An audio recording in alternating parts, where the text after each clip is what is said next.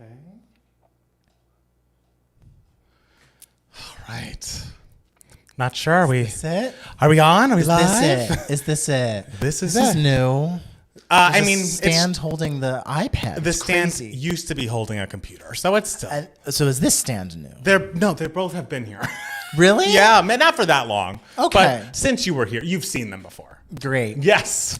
Great. Well, I'm focused on the people. It's good As to be you know, focused I don't on the focus people. on the accoutrement. I focus on the people, the fans, Oh. the Cathys. You got the to. people who like and subscribe. Yes. Don't forget right. to like and subscribe.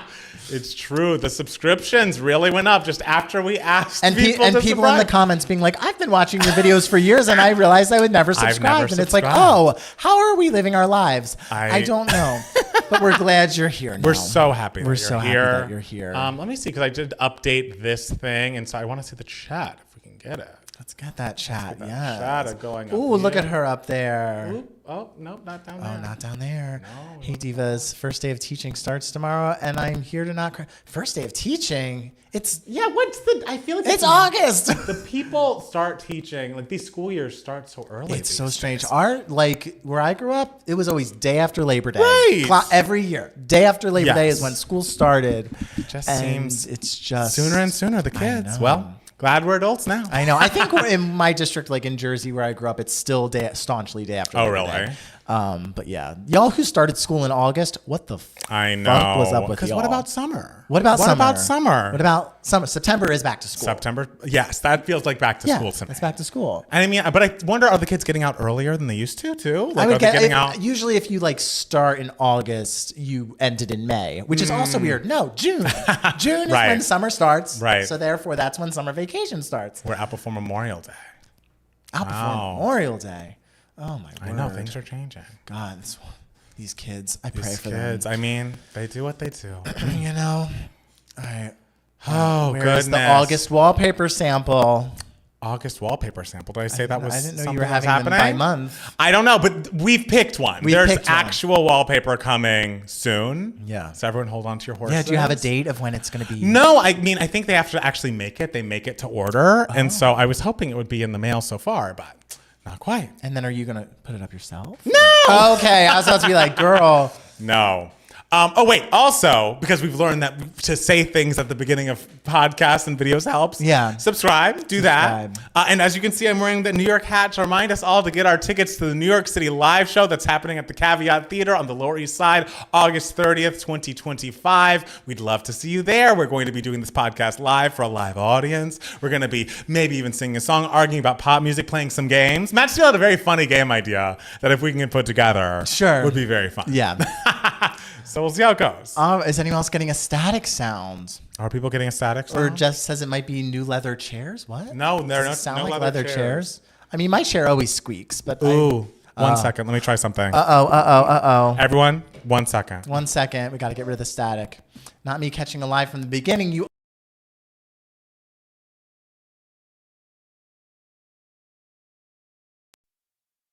So glad you guys are back together. I Yes. know. It was so long. It's good to be back together. Yeah. Can Hello. we get back together? Back together. Girls, please. I've had my tickets for months. Oh, Jimmy knows. Good for you. Yeah. Yeah, they're static. Okay, I think it's been devastating. fixed. It's fixed. Should be fixed. All right. When's the Subway music video reaction video coming? It's going to be on Patreon. Steele wants to play a game. Groundbreaking.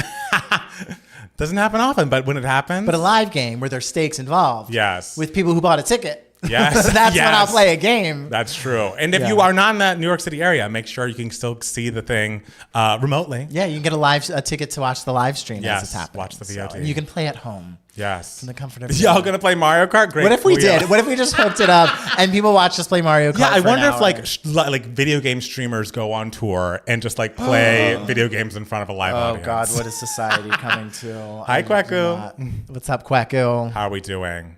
The Quacks. Oh, guys, it's been a day. Yeah. Matt is staring right at me and it's freaking me out. Which one? Which one? I Which mean, one? we're looking at this is where the comments are, so this is where we read them. In elementary school, I went back in July. Oh, because I went to a year-round Oh, school. Okay, yes. that No, I didn't makes do that. sense. What is this one strand that I'm... Oh, it's fine. I'm sad I missed the Ava and Keanu fight on the Big Brother live streams? Live feeds. I don't feeds. think it was on the feeds. I don't think it made it to the feeds. Okay. I think it was before the feeds came back on. This girl, Christian, the feeds the past couple days. Have they been wild? Everyone's a fucking idiot. I love it. Everyone's just a brain dead in that house. It's so Except for funny. Ava. I love it. It's so funny that like when I left you on Thursday night, you're like, the season's a flop. Nothing's happening. I'm bored. Oh my God. Literally And then Thursday, you came over and I was just like, I fear this season is a flop. Yeah. I fear this season of flop. And then that live episode, bam. I was like, we are fucking back. Yes. Because that episode...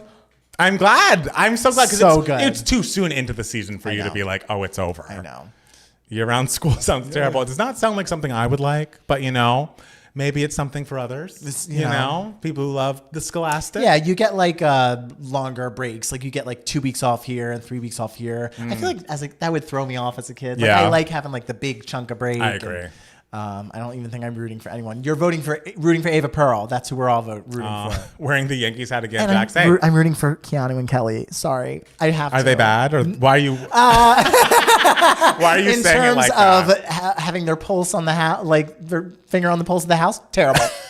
But they're so messy. It's like, but they keep winning competitions, Yeah. and it's like I gotta stand. I gotta stand Keanu and Kelly. If you stand, you can't help who you stand. Sometimes you just stand, and it just happens. Yeah. But Ava for the win.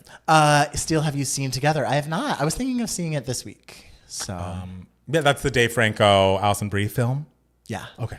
Yeah. I've heard it's good. I mean, but it also seems entirely too scary for me. I'm sensitivo. Don't think I could do that. Rooting for Kelly is wild. People, hey, look, the Big Brother like Twitter stands, they're coming around. They are starting to stand Kelly hard. Anyone do anything fun this week? I don't have fun. Fun is out.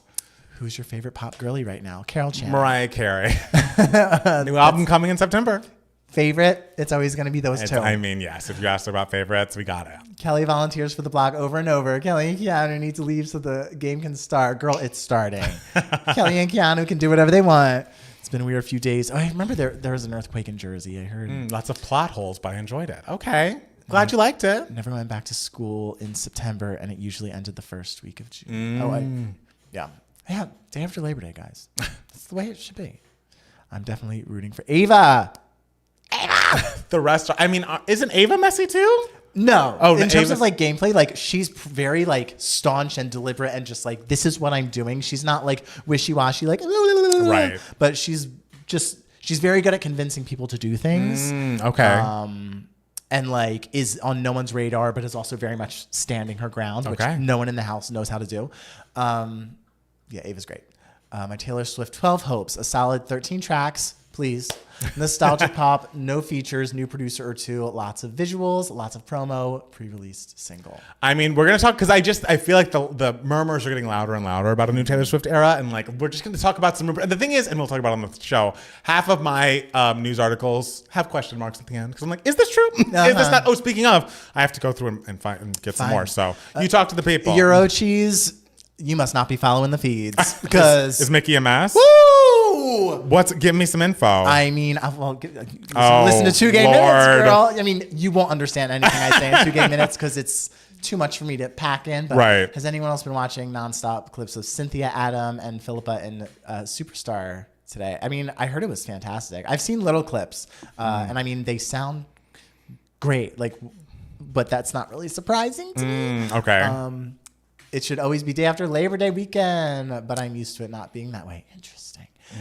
Taylor rap album incoming. Okay, not that. Speaking of Ava, she's releasing a new album this month, but This era is is a I mess. love that Grace is still fighting for Ava Hey, Max. girl, you gotta do what you gotta do. You have to. Mariah One must. mentions are in shambles on X because she said protect the dolls. Good for her. I really Good feel for like her. 2026 is gonna be better, more stacked. Year than usual musically.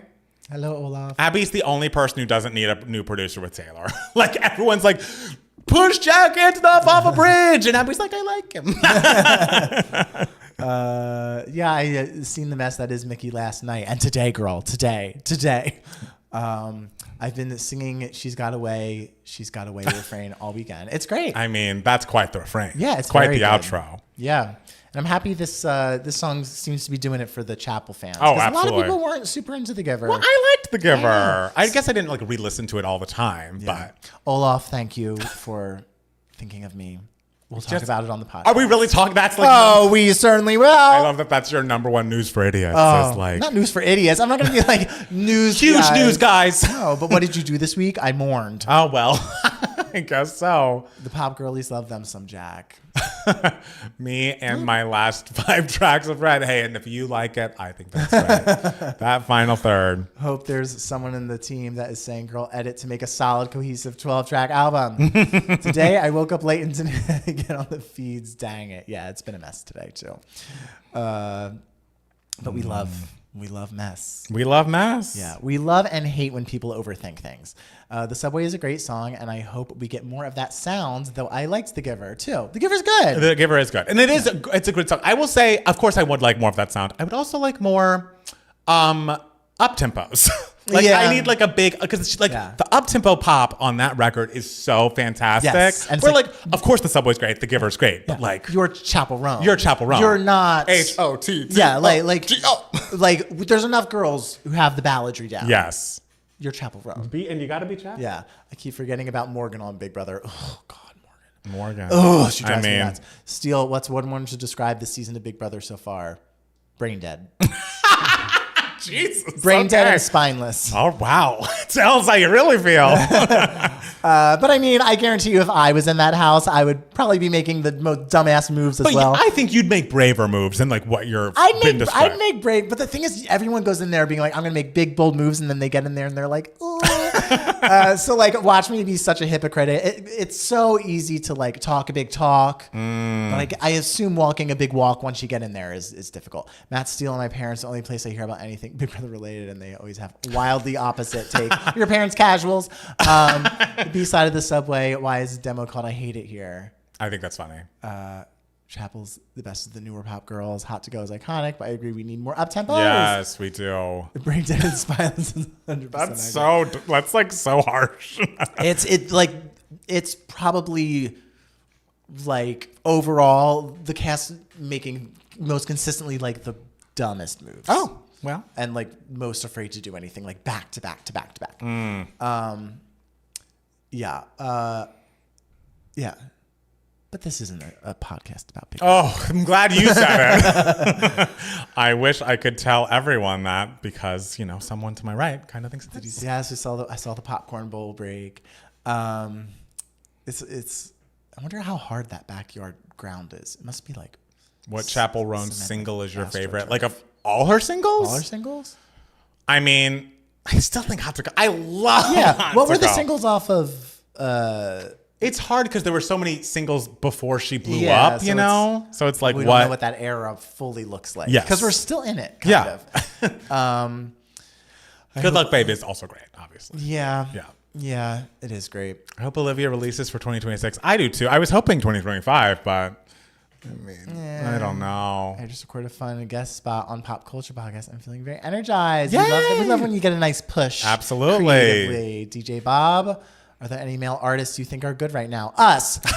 Bruno Mars is always my man. What has he released lately? Apata. Okay, fair. And that song with Sexy Red, that's, fat, juicy, and wet. I don't know her. It's It's explicit. good? It's Okay. good. I mean, it's good. It's explicit. I definitely understand the annoyance of Morgan. She annoyed the hell out of me last night. Yeah, she's throwing away her I'm trying to game think, are there for other a male guy. artists that I'm interested in right now? I mean, the charts are so man, but it's like, I don't care about Alex Warren. I don't care about Morgan Wallen. Well, I actively dislike Morgan Wallen. It's interesting because like I remember when I told you I played that game and we had to do like categories and everything, and I told you no one could name a dead actress. That is wild. And I can't name a male music artist actually, so I guess I am a hypocrite. Yes. The new era, I mean, Midwest Princess is Manhattan's Supernova.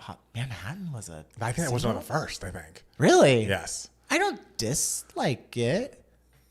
It's not great. Like, it certainly wouldn't be a single. My kink is Karma. Oh, I love My Pink is Casual's great. Pink Pony Club, obviously. Excellent. Yeah, probably Hot to Go, guys. Hot to Go's great. Supernova is one that creeps up. Like when I first heard it, I was kind of like, oh yeah, this is good. I like it. But now as time has gone on, I'm like, this is the song I sing in my head the most out of all of her songs. Yes. One of my... Leon Thomas is actually going to come up a little bit on the podcast. Oh, who's that? He is. He has a song out that's a big hit called Mutt. Mutt is the song. And he used to be on Victorious with Ariana Grande. Okay. He produced Honeymoon Avenue with his production duo, The Rascals. Do we care if Harry Styles comes back, or are we looking to our choices? I want him to make the art he wants to make. And we liked that album with Watermelon Sugar on it. What was that album? That is a good album. Fine Line. Fine Line. It's a good album. That follow-up that got Album of the Year was fine. That house he was in. Will always be bitter. We'll always be better. But I'm open. I will open. Open. Yeah. A little late, but did you see Katy Perry's mishap on stage? I think someone posted it in the Discord, and yes, I saw it. She's like flying around, and the thing like drops a bit, but she's okay. Glad she's okay. She seems to be doing really well. Personally, that's going to come up as well. All right, it might be ruling an entire country at some point. Would I be in the minority if I say I prefer The Giver over The Subway? I think yes, but like The Giver's good. I think people are hard on The Giver. Yeah. Conan Gray, Callum Scott, Hunter Hayes, Noah Kahan, David Archuleta, Sam Smith, Kendrick Lamar. Nice. There you go. I consider Kendrick boy. Lamar a pop boy at this point. That's fun. I mean, he's huge. Yeah. Well, yeah, I'm glad that there are people out there listening to male artists. You know, it's not our situation, but I'm glad that people are doing it. What would it take for? Because the thing is, like, we've heard all these guys, and we're like, yeah, there's stuff of theirs that we like a lot. You know, like that Noah Kahan album is very good. It is good. But like, what's it gonna take to get us to be like, oh no, I'm listening to every super single album? They need to be like incredible vocalists for me, because I assume, and this isn't true for all male artists, but like you're probably just gonna get on stage with or without a guitar in some regular clothes, not regular and clothes, like half sing into a mic, and it's just like a little less. You know, there's less showmanship. But David Archuleta has a beautiful voice. He does have a beautiful voice. Like, you know, and I like his Espresso Light song, Creme Brulee. I think his EP came out. Paul Bar, time to be the next pop sensation. Yes, go to patreon.com/2gaymats to help us get there. Bring back paid album reviews. Never. I'm sorry, guys. I know y'all want it. I can think of no better decision we've made. Like it's very time consuming. It is. It's just very time consuming. It is. But we're making it through the list. And if you put your request in, but someone did message me, they're like, "Oh, I just upgraded to Legend. I want to request that." Yeah, I didn't know what to do about that. Oh, I just told her the truth. We love her. We love her. Thank you for becoming a legend. And if you read exactly what you get these days, you can pick a song. Pick a song from that album that you wanted us to react to. Yeah. And I'll tell you which, and we'll react to it. We love you all. That album's actually is someone who wanted us to watch and react to K-pop Demon Hunters or listen to the soundtrack or something. But I actually saw the movie this past weekend. Oh, did you? I did. So it'll come up. Okay. So there you go. So if you want some K-pop Demon Hunters content, I will give you some. The male singers I care about are Norm Lewis and Brian Stokes Mitchell. Yeah. Which one's Norm Lewis? Norm Lewis, he was in Sideshow. He was in Porgy and Bess with Audra McDonald. I'm trying to think. He's the Dreamgirls live concert. He's Curtis. Oh. Norm Lewis. You've heard his voice before, but even I don't know if you would be able to pick him out of a. You'd probably see if you see him. You were to be like, you would probably be like, I recognize him. Okay. But he's of course, in some movies and stuff. Stokes is our close personal friend. Stokes we met in person, and by in person we mean via Riverside.fm. Riverside.fm. What if someone for 12 months requested every song on one album? Hey, you can do that, and we'll react to them as we get to them. What a journey that would be. That's quite the journey. It's quite the journey. Yeah. It's like slowly going through every season of Survivor. Which a journey you're currently on. Yeah, and I'm getting tired of it. I'm like, ugh. What artist discography are you going to review like you did with B? I mean, I would need to be someone we already really like Mariah or Madonna or something. But I don't think we have any plans to do that at the very moment. Yeah. Norm was Javert. He was Javert in the 25th anniversary concert. We're 10th anniversary concert people. So sorry. The The only male performer I care about is Joe Calderon. Yes, what a stud. Lord. Me with all 30 songs on Stick Season forever. Most male artists are in country or R&B, but I wish. Yeah, we don't really have a pure pop boy. Lil Nas X was supposed to be that pop rap combo, but unfortunately fell off after Montero. And that one song he just put out, It's good. It's good. And like, did he fall off, or did the country just become more conservative and decide to leave people out of the conversation? That's because you look at out of those the realm of fucking charts, and it's just like, this is straight nonsense. Yeah. Kamala's been asking me nonstop. We could do. I'm like, I don't know if Kamala's emailing. I mean, I get a lot of emails and texts from people, but I don't think it's ever really Kamala. I get some from I Kamala, get a lot of like Susan Collins. I'm like, okay, hey, you get emails from Susan Collins. I get texts. Why from her? I don't know. What Republican organizations are you a part of? None, darling. Jeff having something negative to say about a gay person. That's something that always happens for 100. He's like, oh, this gay person and or woman really bothers me for no reason. It's like, oh, well, sounds like a personal problem. She probably has curly hair. Steele, what season are you on? Survivor season are you on? Yes, I was out today. Excited to hear about your Big Brother update. I've started 42. I'm in 42 now. And when does 50 start? Probably in like maybe in like March. Okay, you have time. Yeah, sure. Yeah. Frankenstein, Begonia, and After the Hunt. Matt Steele already. Oh, like which movies? I'm excited for all those three. I'm trying to think what the one I'm looking most forward to as far as movies this year. Let me come back to it. I don't know if there's one that I'm like this one. I get emails from AOC Bear. All those emails like I get, but I just delete. Like I don't even really. But I still am subscribed to them for when election season comes. But in the meantime, I'm just like, okay, yeah. I can't wait for the new iOS. It's going to allow you to only receive text, like to like get notifications and like show your text on your phone from people whose numbers you have. Because I get so many more spam text messages than I do spam emails. Oh, really? Yeah, I get spam texts all the time. Yes. I don't get any. You won't believe what happened to Stephen Colbert. And I'm like, yeah, no. Who are you? Who is this? And yeah, I know.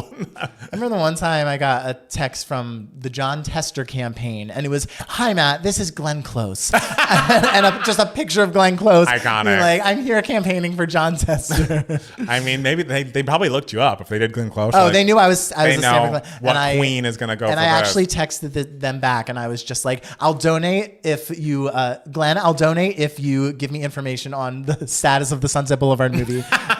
I didn't get a text back. I cannot wait until it's announced with Nicole Scherzinger and just to see everyone melt. I just think that'll be really fun. I mean, would they do that? Like they as in Hollywood? Like, I don't know. Make that movie after Glenn's been so public. It'd be rude. It'd be a hard pill to swallow. But hey, it's happened to my number one before. That's true. With Hello Dolly and Carol Channing. Okay. And you weren't even there though. I wasn't even there. I was angry up in heaven while I was waiting to get born. That's what was happening. Yes, John Tester deserved more. We miss John Tester. I got so many David Hogg emails every single freaking day. Oh God. I mean, is he still? I don't know. I remember there were people trying. There was some hubbub around Mr. Hogg. No, he stepped down. He did it. Okay, yes. Right. Yes, I have the iOS 26 beta installed and saw the setting for that. I cannot wait for that. And I don't usually do the betas because I'm like, oh, it could mess up my phone. But when it's ready for like prime time and I get the option to be like, do not show me text messages from people I do not know. What does beta mean? Beta means like, it's publicly testable. It's like, we're not, it's all the bugs have not been worked out on this new version of the Apple, phone or iOS or whatever. But you can download it and try it for yourself. And if you find bugs, just email us. But we're not telling you that this is all ready to go. But if you want to just test it out for us, send in some bugs, you can do that. Okay. Yeah, but I don't want to. I don't want to try the beta. John Tester came to my sorority house. That's fun. Meeting John. Not that good. Wait, what? I didn't talk about David Hogg. I just want to put it out there that I want a movie about B's year in DC starring Blue Ivy as B. I see some of those edits. Destiny's Child. I see some of those edits of Blue Ivy like dancing on this tour, and I'm like, fuck. She has gotten so incredible. Like even she was great during Renaissance, but she was like, oh, she's a kid.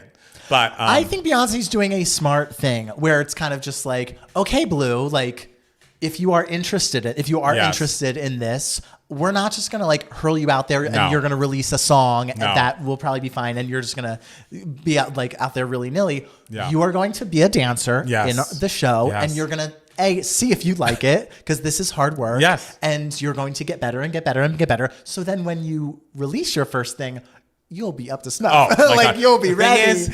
If that girl can sing, it's over. Yeah. Like I'm ready to stand. Yeah. I'm ready to stand. We're here. Vocalist, and Beyonce can be like, time to retire. I also would love to know how Monroe Carey sounds. Like, I just would like to hear the kids sing. Just I feel like the Carey children are not interested in singing. Right? Well, I mean, no, I think they have little performances during Mariah's Christmas shows. Like, Rocky's on the drums, but Monroe's playing guitar, and so she loves Olivia Rodrigo. So I think she's more of a rocker. She's more of a rocker. If Mariah writes rock music for... That'd be really great. That'd be really great. Michael said Blue. Matthew said Blue is a songwriter, but he said Rumi's going to have the voice. Well, that's great. I'd rather hear from Beyonce than Matthew, personally. Big Matthews. Listen, whatever the talents are, I hope they lean into them. Yes. Yeah. Blue Ivy's confidence has grown so much from her first show. She's incredible. I also wonder, I assume every person online now is praising her, because people were so shitty to Blue Ivy during that Renaissance tour, and they should all eat their fucking words, because she's killing. Yeah. I'm already in the Ivy League. Lady, by the time her LP comes out, but still, being a kid of two superstars must be surreal. Everyone knows and loves you. Yeah, it's got to be like so much pressure and like daunting, but Mariah said their kids are musical. I thought, of course, I guess they are. Of course, true. LOL. But Beyonce doesn't talk to her. She doesn't, and for good reason. Doesn't talk to who? Us, the public. No. Why would she talk to us? We're not worthy of this. We're not worthy of her talking to us. She stopped talking to us before Taylor did, right? Because Taylor does. I mean, I guess long before Taylor. Yeah. Beyonce stopped talking to us. Self-titled dropped, and she was like, "Bye." That's that. Goodbye. Monroe has Mariah's raspy voice too. That is a lot of pressure, though. It's true, but I just want to hear just a little bit. Do you think that music videos these days are giving a lot more than they used to, and does it help sell the song? Are giving a lot more than they used to? No. I mean, I guess I don't know when used to is. I will say giving a lot more in the sense that like there's pressure to make a music video so visually crazy. True. Like I think before, like in the 80s and 90s, it was a little more like let's have a setup and there's dancing. Like there didn't need to be this high concept thing. I feel like there's more pressure to do that now with a music video. I don't know that now, unless you have the option to not do one, which was not an option for decades. And B, I feel like, yes, people want to see the spectacle, but like, it's like the YouTube numbers don't help as much as they did even 10, 15 years ago. So I feel like there's just a lot of ways around actually making a music video. Like, Good Luck, Babe. Like, there are just so many now examples of hit songs that don't have music videos in a way that's worrying, because I always loved music videos. Yeah. Like, I think, and the visual album was so exciting. Like, I feel like we peaked like mid to late 2010s. Yeah. And now it's like, there's pressure to make it good, but there's also not pressure to make one. Yeah. I'm like, I want them all. We need to put pressure on everyone. We do. Let's stress these artists out even more, guys. I think music videos are lazy now because artists, don't need them for the sale of the song. That's true. You can always just use your phone. Like, Lord, hey, she lost no money making that music video, guys. Did you guys peep that Becky with the good hair's daughter, Ava Dash, is on Bravo's Next Gen NLC? Yes. Oh. Yes, I'm watching, and I'm not all caught up yet, but I did just get to the point where she told everyone that this girl, who's like a child of a housewife, her name's Ariana Bierman, and she's kind of like breakout star of the show. And she's like, I'm moving to New York and like I want to start a fashion line. And Ava Dash just sits down with other people like in the same room with her. It's like, didn't you think that was weird that she wants to start a fashion line? Because like I've seen her in her outfits and like she doesn't look like she'd have a fashion line. It's like, Ava, damn. So she was pretty tough. She's gorgeous though. I'll say that. Rachel Roy, you have a beautiful daughter. Look. I feel like music videos have actually declined in comparison to past decades. I don't know. Maybe it's because I'm used to the 2010s. Also, my mom grew up. I mean, because they were events. Like after the Scream music video premiered by Janet and Michael, making the video was a thing. Like music videos premiering on TRL, like TRL being a thing. Like, yes, they were so much more important. Ava, I don't think she has a point of view. Yeah, and she's like, like Georgia in our group. Like if she started a fashion line, I'd be like, oh, I get it. She has a point of view. And with you, I just don't see it. And I'm like, was that you being like, that was her like basic apology. And it's like, Ava. There's so much discussion over Avas right now. That's true. Your Ava, Grace's Ava Max, my Ava on Big Brother. The next gen Ava is just like kind of bitchy, while there's this kid, Charlie, who's like a pure demon. So Ava's doing fine. Okay. On next gen. I miss the MTV days when they would just play music videos all day. Do they still have because there were cable networks that did that, like MTV Hits or like MTV. You think I know what is on TV?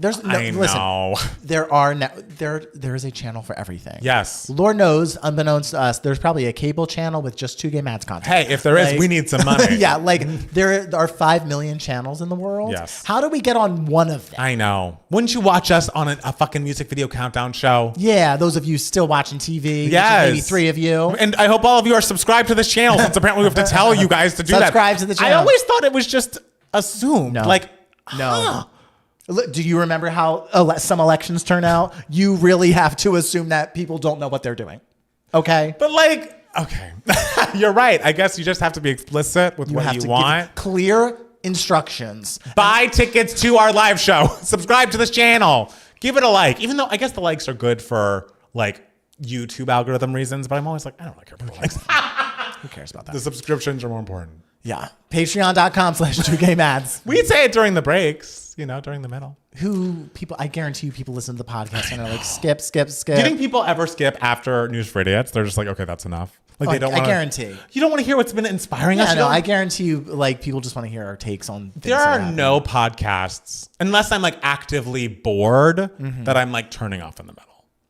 Yeah, I don't do that either. I'm always even if I want to turn it off in the middle, I'm like, I started this, I'm going to end it. If I turn it off in the middle, it's like, oh, I will never listen to this podcast. Yes, exactly. It's like I'm done. Yeah, I've jumped off. I'm eliminating this from my life. Yes, like and subscribe. I guess Grace was right. We have to say, because I'm telling you, if you guys saw I could tell you, we've gotten a good amount of views on the subway video. Yeah, but the number of subscribers just because, and there are people just like, oh, you're right. I watch all your videos. I never subscribe. It's like, what? I never thought to subscribe. It's okay.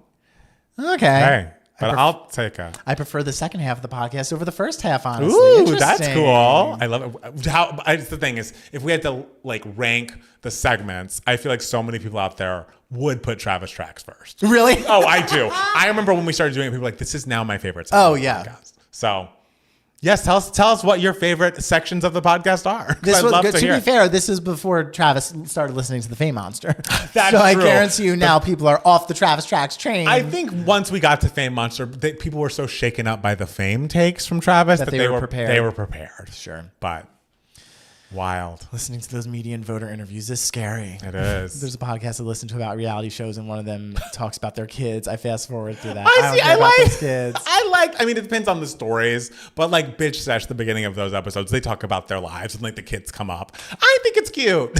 Yeah, I'll take it. I loved Travis Tracks until he did. Yeah. Yeah, people did not. Yeah. The thing is, he betrayed me first, guys. Remember the Butterfly Week? Remember when he said he didn't like My All? Yeah. Which is a current trending song of Mariah Carey's. Yeah. Favorite are Giving Me Moments, Travis Tracks, and 2 Gay Big Brother Minutes. Lord, I guess we could rename it at this point. My God. The Fame Monster's given a lot. Jeff, get out of here. What did he say earlier that was wrong? Everything. He woke up saying something wrong, probably. I know. It's his favorite thing. It's pastime. Jeff, yes, please stop. Please stop. You sound like the nuns asking Katy Perry to stop. Katy Perry, please stop. You just keep going. The butterflies. Travis Tracks is rage bait, but I love it. Travis Tracks trigger me like Jesse Lollipop from the Valley. He's charismatic from trickery. The thing about Jesse that's so wild is that there are people who legitimately are like, he's a good person. But I hope, if you watch the first episode of the reunion, which aired this past week, hopefully that clears that up. The thing is, he looks good next to Jax, but everyone looks good next to Jax. Sure. Unless your name is Donald Trump, you will look good next to Jax Taylor. Truly. I'd give my all to have Jeff shut the fuck up. Iconic. That's the thing. Maybe Jeff is the Travis Tracks of the chat section. He's rage bait. Oh my God, Jeff and Travis would love each other. They would. Yeah. You know my favorite thing about Travis is when you're in a group, he loves to ask the question. It's like he's the messy. It's like, and he's so unassuming and sweet. Oh yeah. But at some point, he's also very dry and just like, so. And like, he met Jane and was like, so what are your like dreams and yeah, like, what are your dreams? What are your biggest dreams in life? Yeah. And at some point he looked at me and Jackson and was like, so what's like your biggest fear about like if you guys and when you guys get married? I'm like, oh, like, you just met Jackson actually. And well, did I say Travis is going to school to be a therapist? Oh, is he really? Yeah, he's taking the GRE. Oh my God. He's doing math in our kitchen every day. I forgive him for his butterfly takes. You know, I love therapy. You are obsessed with therapy. Just because we all can better ourselves, it's never too late to grow and to learn yourself and to become a better human being. Be good in relationship with people, whether it's romantic or otherwise. Justice for therapy. And it's like no one should feel bad about going to therapy. I do think some Lord, therapists I have to keep an eye on. Look, I'm not saying every therapist is good. I'm not saying every therapist is good. You know, I had that therapist who I like ran into on an app and he had like a pretty shitty opening line. And he also knew a friend of ours he was an ex of one of our friends' friends. Mm-hmm. And apparently he was an asshole. I had to end that relationship with that therapist. Yeah. But I just started up with a new therapist. Travis, I trust to therapize. Because he wants to eventually be a sex therapist. Oh, cool. Yeah, but he has to become a regular therapist first. Yeah. So. Why sex therapist? Just because like he's interested in it? Yeah. Okay. My thing is I would like being a therapist, but I worry because it's like the whole confidentiality thing. Because I'd love to be on the podcast. Like, oh my God. Oh my God, guys. You won't believe what happened in session last week. And I'm like, oh, I don't think that's good. Yeah. And thank you, DJ Bob. That's awesome. Oh, yeah, DJ Bob. My brother told me he sent you something. Sorry, I missed what DJ Bob said. He just said that my brother sent him an autograph. Oh, that's nice. Did he say no fats, no femmes? No, but he said, this is the therapist that I ran into an app. He said like, it was, I mean, it's like, I guess it's good to say what you want, but like not in this way. He was like, I'm a strict top. And if you are anything but a complete bottom, do not message me. I was like, whoa. So I ended our relationship. Nothing is more insecure than a strict top. Send him an email. I was like, I don't think they're like the vegans of the gay world. They have to let everyone know. It's also like, get over yourself. Like, babe, it's like, babe, you're still fucking gay. Like, I know you're trying to like appear mask or like assert some sort of confidence or dominance or feel like you're as close to straight man as possible, but like they think of us all as fucking fags, and you just got to get used to it. It's like you're gay, and it's fine. And I hope you deal with your trauma around that. But your trauma's not mine, babe. Yeah, swiping left. And as a therapist, you should know that like when you put something that aggressive in written word, it comes across as even more aggressive. Right. And you're a therapist and you're putting your picture on your profile with that as the thing. No. He also gave me really bad advice. Because that was the time I was going through my really bad breakup. What did he tell you? He was like, be friends with him. I was like, he invited me to this pool party. Should I go? He's like, you should go. I think it'd be good for you. And I fucking went. It was awful. Yeah. It was awful. He doesn't know you. No, he doesn't. Yeah. And I know me. He doesn't. Yeah. Listen, depending on who it is, yes, I could go and it would be fine. You? No. It also depends on how the breakup happened. Yeah, like there are people I have dated that like if I ran into them, it'd be fine. Yeah. But there are, I'm just telling you, there are some therapists I don't trust. I think that's fair. And I think when you are going to therapy, you have to think of it as like, I'm interviewing this therapist at the beginning as much as they're like working with me or whatever. Yeah. They're not all knowing beings, guys. Yes. Sometimes, you have to find someone who's a good fit. Yeah. It's like when you go to like an acting workshop with like a casting director or something like that. It's like, they're just pulling shit out of their ass to tell you in the same way sometimes a therapist is. Sorry. My brother sometimes describes crazy therapists as just like mentally unwell people helping mentally unwell people. Yeah, you got to find the good ones. Got to find the good ones, guys. Travis, going to be a great one. I love how I'm already promoting his practice. I know. And it's like, you're allowed to do that, right? Because he just can't tell us who goes to him. Yeah, no. But you could promote. Don't tell us if you're going. Yeah, don't tell us if you're going. But there are also some pop therapists who are complete grifters. Wait, what are pop therapists? Yeah, what's a pop therapist? I don't know what that is. A pop-up? There's a tent. Okay, should we get started? We've been blathering for a minute. Okay.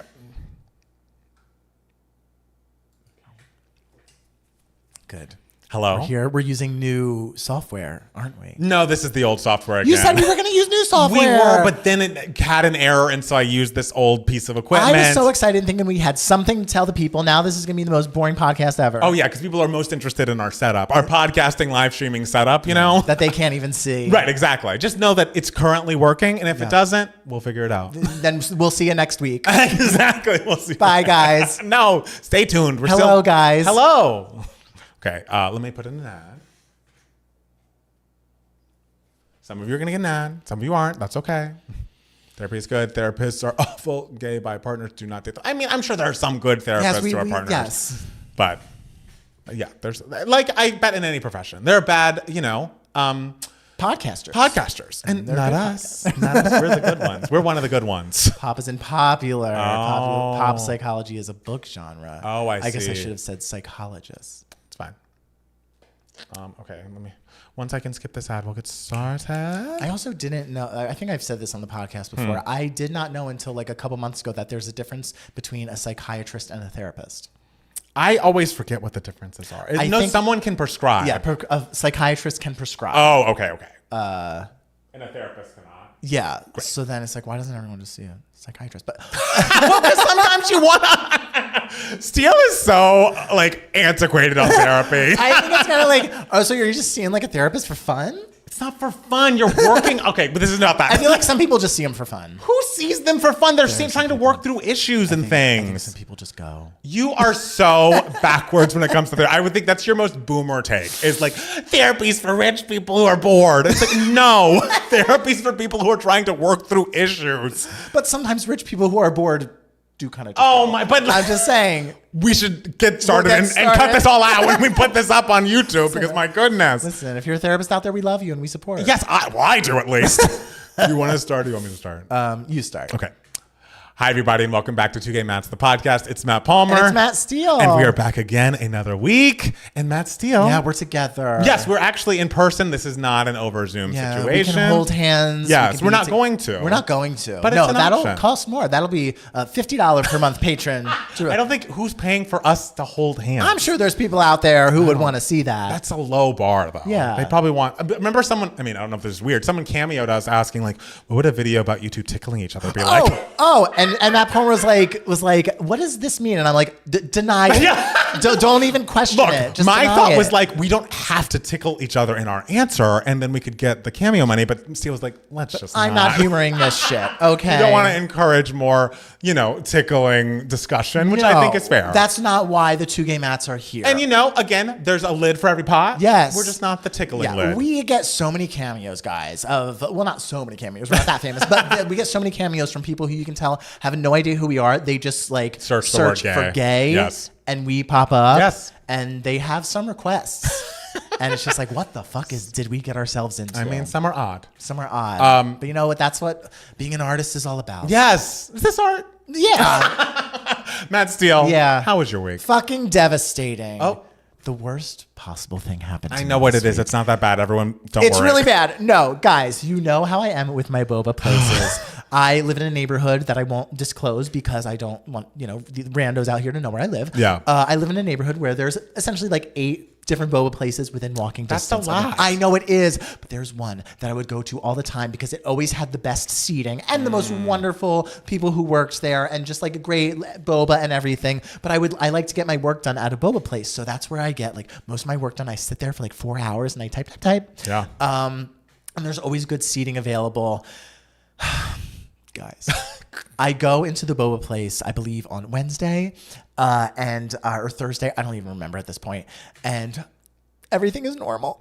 I'm doing my work. I was there for a couple hours. And then I said goodbye to Min, the guy. Hi, Min. Hi, we love you, Min and Angie. And we said goodbye. Have a great day. I'll see you later. Yeah. Nothing felt different. Okay, let's get to it. And then at 2 a.m, before I went to bed, I go and I check. I saw they posted at 2 a.m, and I was like, "What?" I love that you're following them on Instagram. Are you kidding? I support my people. That's nice. I support the people who support me and my lifestyle. Yeah. There was suddenly just a post saying permanently closed. after 4 years, we have closed our doors. And they closed that day? They closed that. That is day. wild. Wild. Because that's so unexpected. I know. think you'd get a few weeks of and like, just like build would up. think that Min would be like, hey, this is happening. Best of luck out there. Okay. And I would have been like, I love you. I love you. I love you. Yeah. But that didn't happen. So I was just in such a state of shock. And so I had a hard time sleeping that night. So it's like insane. Yeah, it closed down. So it's like, well, now I need to because the other boba places are all wonderful for their own specific reasons, but they don't have the seating. They don't have the seating that I need to be productive in my life. Yes. But I'll figure it out, whatever. But then I went and just to walk by it the next day and I just, take a picture of the closed boba place to revel in my sadness some more. Of course. And there was a sign on the door that said, after, this many years, we are closing our doors on our doors closed for the last time on July 30th. We want to thank all of you for being such wonderful patrons and everything. Please continue to follow us on our Instagram and TikTok to see what the future holds for this company. And everything. And so I was like, whoa. And so then I was like, wait, so is there a future with this company? Or like Min and Angie going to open up the boba place somewhere else? Who knows? Right. Then someone random found me on Instagram, never even followed me. And I guess they saw my story somehow. I don't know how. I guess their algorithm. And so they reached out to me and they were just like, hey, oh my God, this was my favorite boba place too. I don't know what's happening. But their Yelp page says reopening again in 2026. Oh, okay. And so me and this random stranger who I became best friends and bonded over this. We did some sleuthing and we were just like, okay, maybe there was like a sudden thing that happened where someone came in and they were just like, we want to buy this business from you, or we want to take over this building from you, and they made them an offer that was too good to say no to. Right. But it had to they had to force them to close suddenly, and so maybe there's a future for this company, and so they're going to open somewhere else. But will it be within 1 block from me in the future? Probably not, which is what I'm sad about. But yeah, so there is hope. There is hope, but I'm just like, I'm gonna miss my people. I love that your fellow Boba stan reached out and like you guys worked together to find what's happening with the specific Boba place. Yeah, so there is a bit of hope. It was really devastating, and this gave me a little bit of hope that there is a future. But I'm continuing to follow them on Instagram, and the Devos the movie TikTok is now following them on TikTok because my TikTok was famously hacked, and I can't log into it. So the Devos the movie TikTok is following them on TikTok. Wow. So Devos the movie is keeping track of what they're doing. Okay. And so this is where I'm at in my life. I'm upset that my boba place has closed. Yes. But I don't know how permanent that is. Right. Okay. Well, I guess keep us updated. Yeah. I guess when you get more information, we don't need a weekly update. So just tell us when it reopens. If there's information, there will be a weekly update. No, we're already getting a lot of Big Brother. I don't think we need Boba updates. I just hope they got such a good offer that they're just like, oh, we're rolling in money now. We can start we can go at it maybe in a different venue. That would be more lucrative. They could franchise, have many of them. Oh wow. Oh, I would support the fuck out of it. So I'm hoping that Angie and Min, a lovely couple who opened this boba shop, are doing well. Yes. We send them our love. Absolutely, we do. What else have I done this week? I don't care. What have you done this rest of this week? Nothing too crazy, but I did have the chance for the second time ever in my life to see a film in theaters that I had not seen in theaters since September 21st, 2001. Wait, did you see fucking Glitter in theaters? So there is a place called Vidiots, which plays and puts up old movies that are no longer in theaters. Yeah. And I guess they have a series that, for whatever reason or another is called WTF Fridays or whatever, where they put up certain kinds of movies. I don't know what, but they announced. Wow, that's fantastic.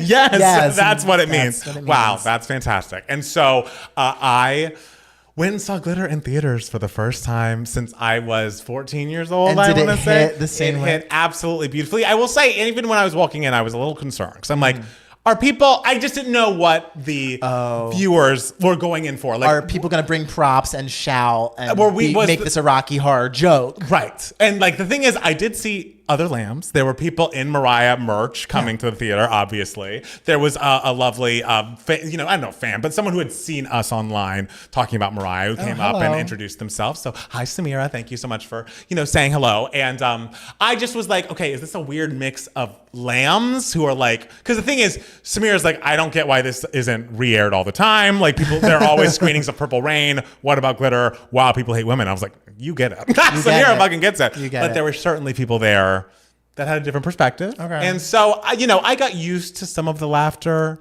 There was some laughter the only time I got a little upset was I was like, guys, she's singing Reflections Care Enough. This is a beautiful song, like as much as like the movie has its problems. The soundtrack is excellent. There are many great songs on that record. I don't count Loverboy among them, but outside of Loverboy, I think every song on that record is like between a 7.5 and a 10. And so the music to me is unimpeachable. And so while the songs are playing, let's shut the fuck up. Why were they? What were they doing over Reflections? I mean, just DJ Dice was coming in the background. He was kind of like skulking in slowly as she's like performing about her mom who abandoned her. So like, I guess it is a little comedic. But like, in fairness, I've watched that movie many times. Never thought I didn't even notice him in the background. I'm focusing on the star. There's a very visual gag in the movie. Yes, I don't think it's a gag to some, and it was a truth to me. And it's because the movie has its complexities. It does. And that's what fucking cinema is, guys. It is. And so, yes, it was very fun. And I saw it with Jackson's cousin Mike, who was staying with us, and our friends Eric and Natalia, who had none of them outside of Jackson, obviously, had seen the film before. And so all of them, they came out and said basically, like, I just wanted more Mariah. Like, I think there was a lot of focus on DJ Dice and Terrence Howard, who's the villain. He and Dice have, a big feud throughout the film. And they thought there was too much focus on that. Not enough focus on Mariah and her friends, including DeBrat, who, does a great job in the film. Does a great job. I will say there were certain scenes where I was like, was there even a script for this part? Wow. Like, there are parts, even at the very beginning of the film, where, like, you're seeing Mariah as an adult for the first time. They're walking down the street after Padma Lakshmi, who's also in the film, offered to have them sing background. And Mariah was like, no, I don't really do background. Which, by the way, happens in Dreamgirls. They might have stolen it from Glitter. And I think they might have. Was first. Okay, but not the movie. Not the movie. But okay. Yeah, just let me have this, okay? Have it. It's yours. But they're walking down the street, and DeBrat and Tia Texada are like, Mariah, like, why won't you do it? Like, why won't you be backup? Like, we just have to sing some oohs and ahs, whatever. And that whole scene, I was like, is this all improvised? I don't do oohs and ahs. Why was there no script for this part? It felt like we were truly ad-libbing some moments in the film that I felt like needed a little more fleshing out. But again, my argument is the issues with Glitter are, well, the script. What was left of it was iffy. I think there's some editing choices, and like some scenes go on too long, some shots go on too long. There's a lot of transitions. There's a lot of like, we're slowing this scene down at the end, and like the background will turn purple, and like glitter will shoot out of Mariah's eyes. And I'm like, okay, that is actually not Mariah's fault. Like, I think she's more, she's better suited for a Wise Girls, where she has like a comedic, character, or even Precious, where she has a character she's playing. Like, she wasn't born to be an ingenue. But the worst things about that film have nothing to do with Mariah Carey. And the music's excellent. Justice for Glitter. Long and short of it. And so, yes, it was nice to see that on the big screen for the first time in a long time. And then Saturday, I drove down to Balboa Island, where Jackson's family have historically gone on summer vacation every year for a long time. And so went down just for a night. I'm going to go back down this upcoming weekend. They're going to be there the whole week. And so I have the place to myself. Oh, what are you going to do? You going to throw a party? I mean, I'll probably just go to sleep earlier. Jackson's a night owl. And I love no rest. Yeah. So that's that on that. Oh, one more thing before we get into the news for idiots. I just wanted to point out the Billboard Hot 100.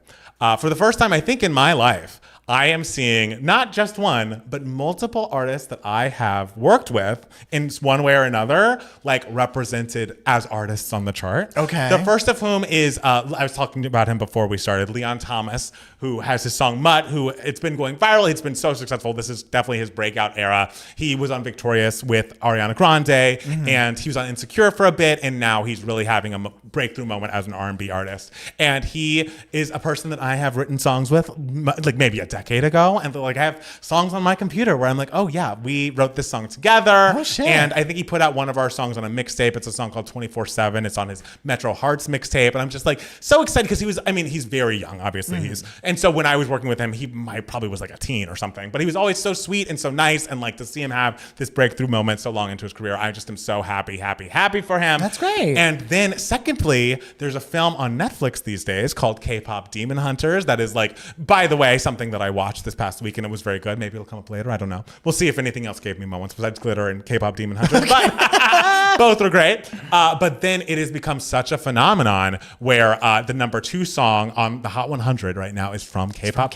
It's a song called Golden. And this is like, it's basically a movie where there's a girl group, a pop group who are like demon hunters, long and short of it. And then the demons come back and fight them back as like creating like a demon boy band called the Saja Boys. Demon boy band. And great. so the Saja Boys are around and they are, singing, doing a lot of amazing work vocally. And the singing voice of the lead singer of the Saja Boys is an artist named Andrew Choi, who I have also worked with. We've written songs together. I met him through my friend Susan, who went to NYU with me. And he, R&B artist who's from Korea. I think he also like went very far in their version of Idol over in Korea. Okay. And to see him have his breakthrough moment, his song, the song he is singing on, number 12 on the charts right now. Oh, girl. So 2 people I have worked with have been are in the top 20 as we speak. How ironic, because like we got a patron request for K-pop Demon Hunters, which We did. Like, I've never heard of this. Yes. And so here's a bit of a review. I have seen it, and that vocalist, Andrew Choi, is incredible. And I just listened to a song that we wrote together the other day,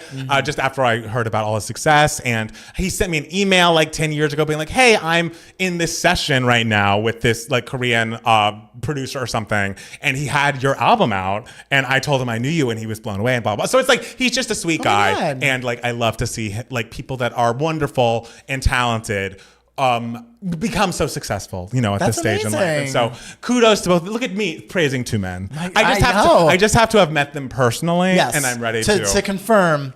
Good guy. Oh, yes, both great guys. Both good guys. Yes. So we stand. And so All we right, stand. great. We stand the good Chicken guys. Maps, we're a male pop artist channel now. First time for everything. Hey, it's a new era for us. Good for us. Are you ready to jump into the news radius? Yeah. Okay, let's start with someone who should currently be our president. Yes. But because of y'all, she is not. Kamala Harris has made it public. I guess last week there were 2 news stories about Kamala. First, she went out on her Instagram, I believe, and was like, by the way, I'm hearing all the murmurs. I've given it a lot of thought. I will not be running for governor of California. And so people were like, oh, what does this mean? Is she gearing up for a 2028 run? Which is still not out of the question, but like, okay, people were really like jumping to that conclusion. I guess we're going to see what happens there. But the following day, she announced that she is going to be exploring the drama of running for president in a new book on her 2024 presidential bid. It is entitled 107 Days, reflecting the length of her bid for the Oval Office from the time the former president, Joe Biden, withdrew from the race until, November. Since leaving office, I've spent a lot of time reflecting on those days, talking with my team, my family, my friends, and pulling my thoughts together. In essence, writing a journal that is this book, 107 Days with Candor and Reflection. I've written a behind-the-scenes account of that journey.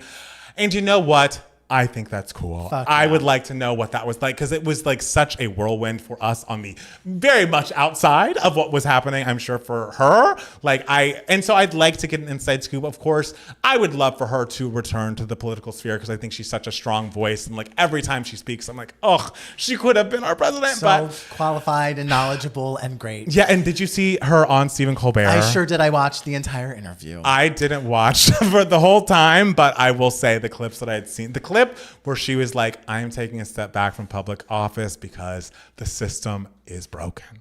And I was like, ooh. I was glad Colbert followed up with that. And she's like, I will always be fighting. I'm not saying it's not worth the fight. I'll be fighting. But as of now, I'll be fighting for the people because I am a public servant. I should be fighting for the people. Yeah. I feel like some people in office forget that is the job. Yeah. And she essentially said, and first of all, y'all know I'm K-Hive down. Like, I am all about Kamala Harris. I think she's incredible. I love her to bits. When that book was announced, purchased immediately. Yes. So I'm very excited for that. And this same exact topic will be coming up in our Giving Me Moments section of the podcast. Wow. Just because there are things that I'm very, very, very excited about Right. when it comes to this and the book and but the other announcement. Okay. But yeah, the Stephen Colbert interview was also just very interesting because she was essentially saying my entire life, like when I was a prosecutor and then when I was attorney general and everything, I kept having to defend my position of like working in the system and everything because I very much believe that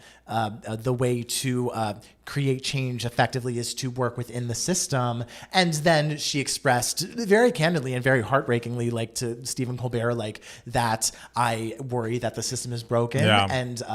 And so now I want to like take a step back from the system and just meet the people and have it not be a transactional that was a great thing. quote. Like I don't want people to think that I'm meeting them and listening to their concerns just because I want their vote. Like I want to meet people and learn about their concerns without the pressure of like an election looming and anything like that, which I think is very much a clear sign of plans for the future, which we'll talk about later. Okay. Giving Me Moments. Yes. But yeah, and then also just we'll talk about it in Giving Me Moments, guys. But this was all Giving Me Moments. Okay. This week. Yes. I will be listening to that audiobook, absolutely. I'm interested to see your point of view. Unfortunately for the And Just Like That fans out there, you won't be able to, get that point of view for much longer because Michael Patrick King has gone onto the And Just Like That Instagram page and announced that the current season of And Just Like That, which is season 3, is going to be the series finale on HBO Max. Let's see. And Just Like That, the ongoing storytelling of the Sex and the City universe is coming to an end. While I was writing the last episode of And Just Like That, season 3, it became clear to me that this might be a wonderful place to stop. Along with Sarah Jessica Parker, Casey Bloys, and Sarah Aubrey, we decided to end this popular series with a 2-part finale and extended the original series order from 10 episodes to 12. SJP and I held off on announcing this news until now because we didn't want to overshadow the word final to overshadow the fun of watching the season. I will say, this does feel a bit like when Jax was announcing that he was leaving the Valley. It was like, was this show not going to get canceled anyways, whether or not you're saying, like, I feel like the writing's on the wall. Like, I feel like it's maybe one of the most popular hate watches I've ever heard of in our time. But it also is, like, so critically maligned. The public everyone hates the show. I don't watch it. I've watched it. I watched the first episode when Big died, spoiler. But I feel like people, like, there are think pieces every week about, like, wow, this show is so bad it makes the 50s look like such a terrible time to be a woman. What happened to the writing? What happened to our characters? And I don't know. I feel like we're putting it out to pasture. And I feel like, sure, it's like whenever Bravo fires the housewives, they let them say, I'm walking away from the show. I don't think Michael Patrick King had much of a choice. And he announced that the comeback was coming back for another season, before announcing this. And so it seems like he knew. Has things lined up. Yes, exactly. As far as And Just Like That goes, I didn't watch it, but everyone seemed to have fun.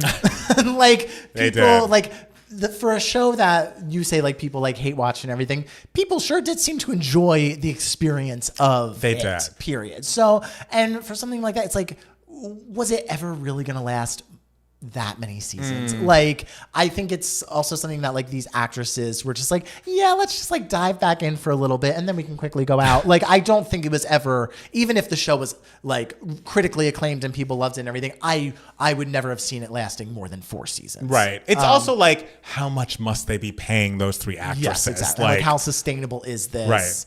I take it as this was the thing that was for a limited period of time in general. So I'm not super shocked by this cancellation. Yeah, I will say I think it is odd that SJP, who is an executive producer of the show, publicly came out and said she doesn't watch it. And I'm like, shouldn't you be watching like cuts?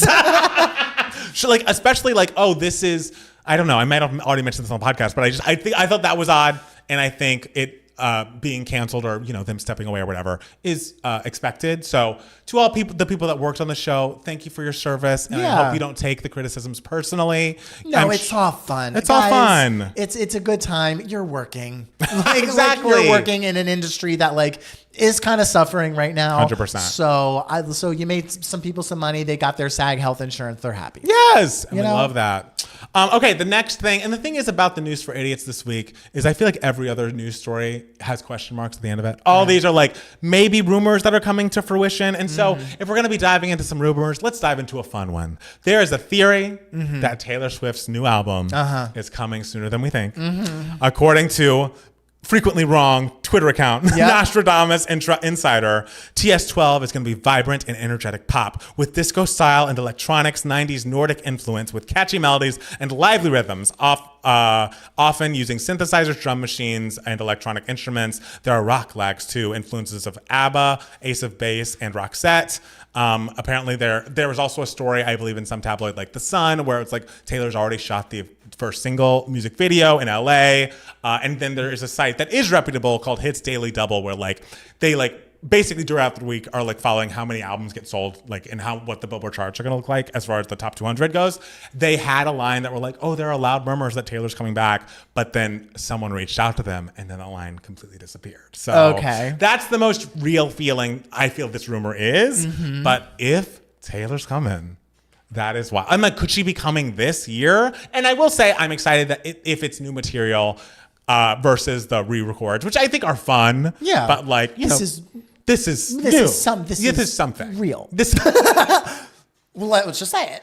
Let's just say, especially now that we can go back and listen to the originals without feeling guilty, which I never did, but some Swifties did. Yeah. And so I'm excited for a 1989, esque album from her. It's been so long that she's done like a pure pop thing. She's been in the woods. Yeah. She had Midnights that like dabbled.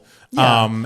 I wonder where she is like sonically at this point in her life, like how she feels. She's been in this really fun new relationship that like a relationship that feels different. She's not dating another artist.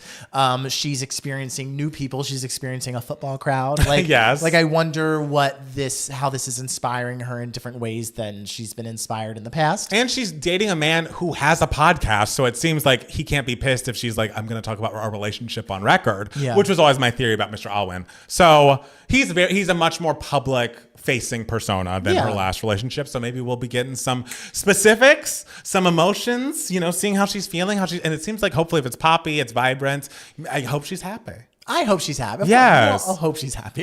Some people don't. Well, they can go fuck themselves. Are you ready to jump into some Broadway news? Yes, of course. Apparently, maybe happy endings. Oh, yeah. Casting is controversial. Darren Criss is leaving the show. And last week, the musical announced that Andrew Barth Feldman, who is the actor who was in that Jennifer Lawrence film, and very good in it. What was it called? I remember the title had nothing to do with the plot. It was called No Hard Feelings. No Hard Feelings. Yeah. And he's going to be replacing Darren Criss as the lead role. The decision was led to a widespread outcry due to the role of Oliver having been currently and previously played by actors of Asian descent, and Feldman is white. Excuse me. I don't know if he's right or wrong, but he is white. He is white. Absolutely right. Yeah. Now, in response, the show's creators have taken to Instagram in a statement that was published around 1 a.m. on July 31st. The two jointly explained that the rationale behind their decision, saying they wanted Maybe Happy Ending to be comfortably performed by anyone, anywhere, yet distinctly set in Korea. At the same time, we understand that for many in the AAPI community, the makeup of our opening night cast became a meaningful and rare point of visibility. We've heard how strongly people connected to that representation, even if it wasn't our original intent, and how this casting decision has reopened old wounds. It seems to go on, but it doesn't seem like they're changing the casting. It seems like they're going forward with Andrew Barth Feldman. I also think they wanted to capitalize on because he's actually dating. I forget her name. The woman who's the lead. Really? They're dating in real life. Oh, wow. So I imagine they wanted to capitalize on don't you want to see this real life couple? Helen J. Shen is her name. Helen J. Shen, who Patti LuPone is a big fan of. Apparently. Oh, good. The first person Patti LuPone's ever been a big fan of. Helen's like, Patti, my best friend. Yes. I imagine they wanted to capitalize on that. I'm kind of like of two minds of this. Like I completely understand the creative team's sort of mindset in that the writing team who one of the writers is Asian, and I believe he is the very first Asian writer to win a Tony for like best score, for writing a musical, which is incredible. And so it kind of is a a thing where the way a show really makes money is in subsequent productions after Broadway, like regional theaters or especially high school theater and stuff like that, right. Middle school theater, everything. So they probably didn't want to have it like in the scripts that these characters have to be specifically Asian. That way more schools can perform it and everything. Like you don't have to have a student body that's a specific demographic or anything like that. Like anyone can. So I understand that they want the show to make as much money as possible as it continues on, especially like because he is an Asian artist writing musical theater and you want him to be successful. Absolutely. You know, so I very much understand how they wanted to have the role be open in that sort of way. Yeah. And also they're playing robots in Asia. Like these, this company that made these robots could have very well made like a more like Western appearing gentleman robot and everything. So it does make sense and everything. However, I do understand why many like Asian male actors are just like, what the fuck? I know. You know, I totally get it. And they have every, right to feel that feeling. Because it's very frustrating. And there are so many roles in Broadway shows where they wouldn't even be seen. Exactly, and now it's like, okay, well, this is a role. It's like, and that's the thing. Is you just got to go with like the community that has been affected. It's like, if you guys aren't happy with it, I hope that you become happy and that the changes are made that make the Asian community happy. Because again, Broadway is, notoriously a wider place oftentimes. And so to have such a predominantly Asian cast and then the first replacement be a non-Asian person, I can see how that is hurtful. Oh, that's hurtful. Yeah. So I'm surprised that it was the first replacement. Exactly. It's like we could have made it the fourth replacement. Yeah, the last one. I feel like optically that would have maybe been a wiser strategy. Absolutely. And there are just so many incredible Asian actors that Broadway people who should be lead roles that don't get the chance. And it's like, why they just give them an opportunity. But then also like on the other hand, I see as white as Broadway may seem in terms of like on stage, it is by far the whitest behind the scenes. Oh, really? The shows now are like embracing like diversity. Like every show is very diverse and everything, and they're really embracing that. The producers and writing team, that's kind of the problem, bigger problem. And so I want to see a show written by this Asian writer who's very talented.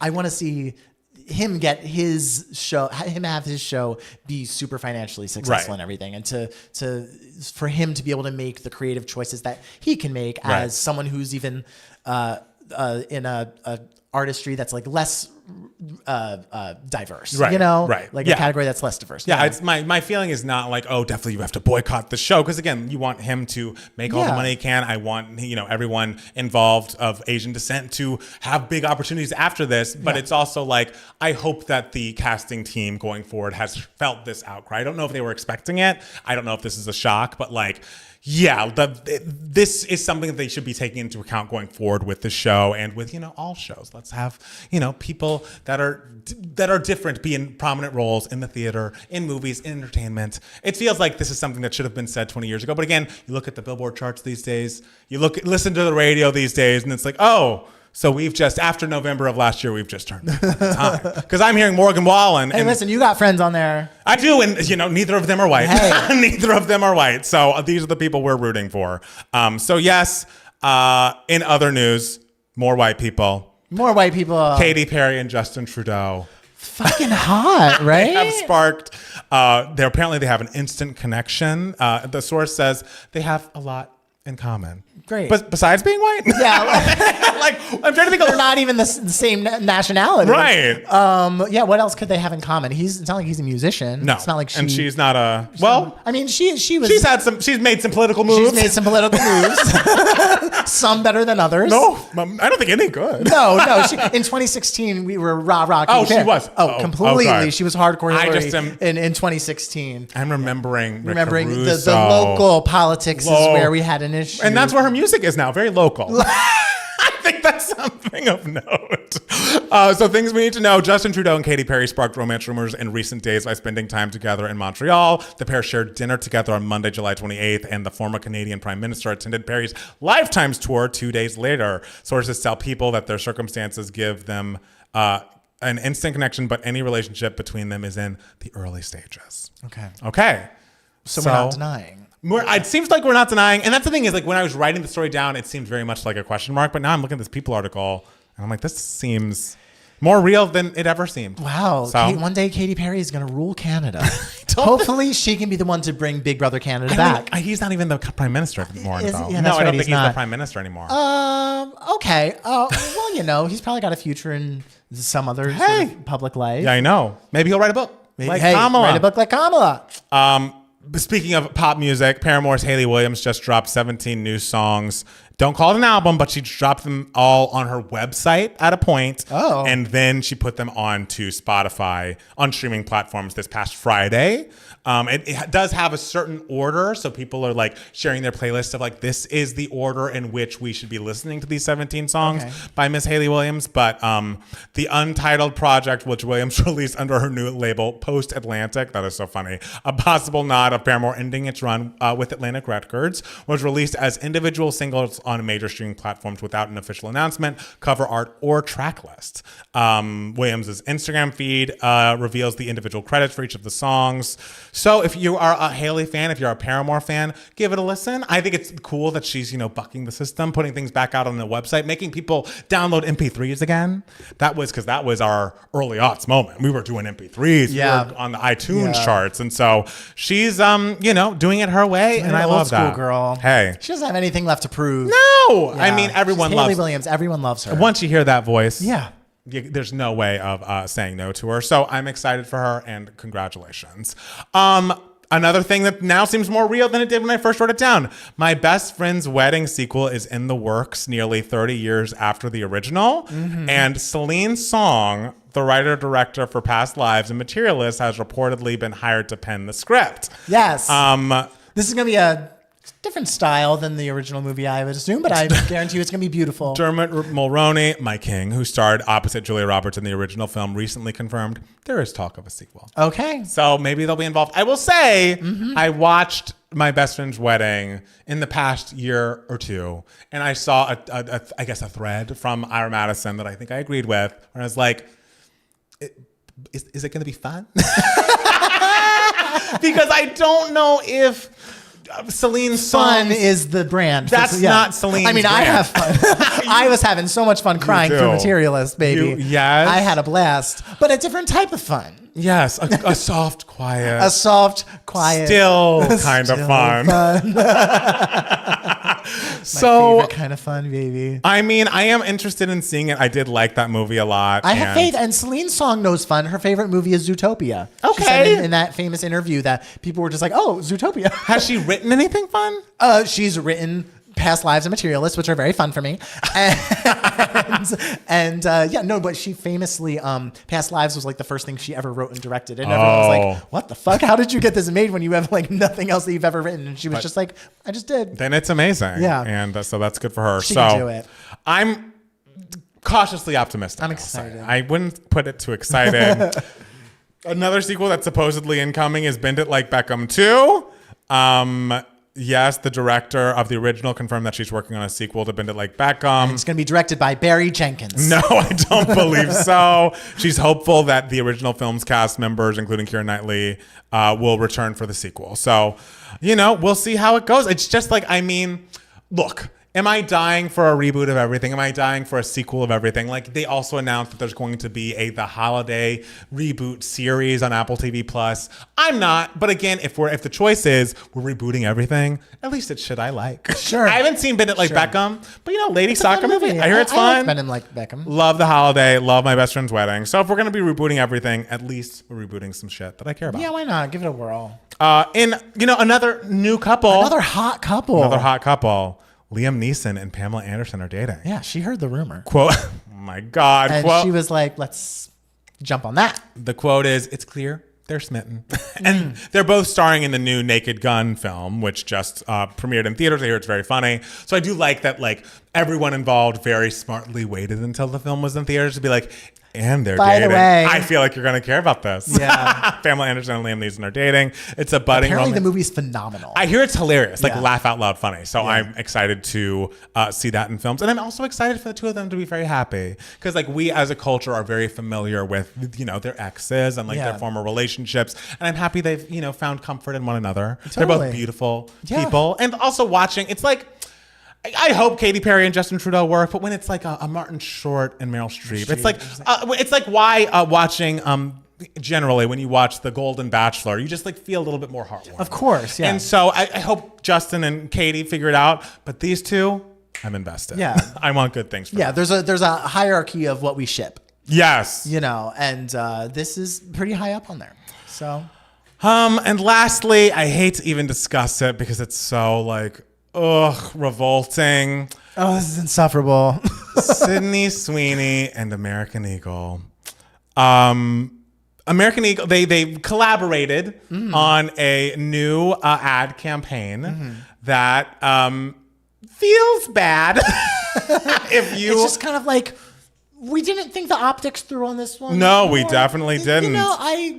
Someone in the writer's room, on set, even her people, when reading the copy, someone should have been like, this is bad. Well, I mean, the worst thing about it Yes. is it was recreating another ad that Brooke Shields did. Was it similarly racist? Or is this just a new racist take on the ad? It was, I would say, more problematic when Brooke Shields did it because she was 14. And the positions they had this 14-year-old Brooke Shields in was...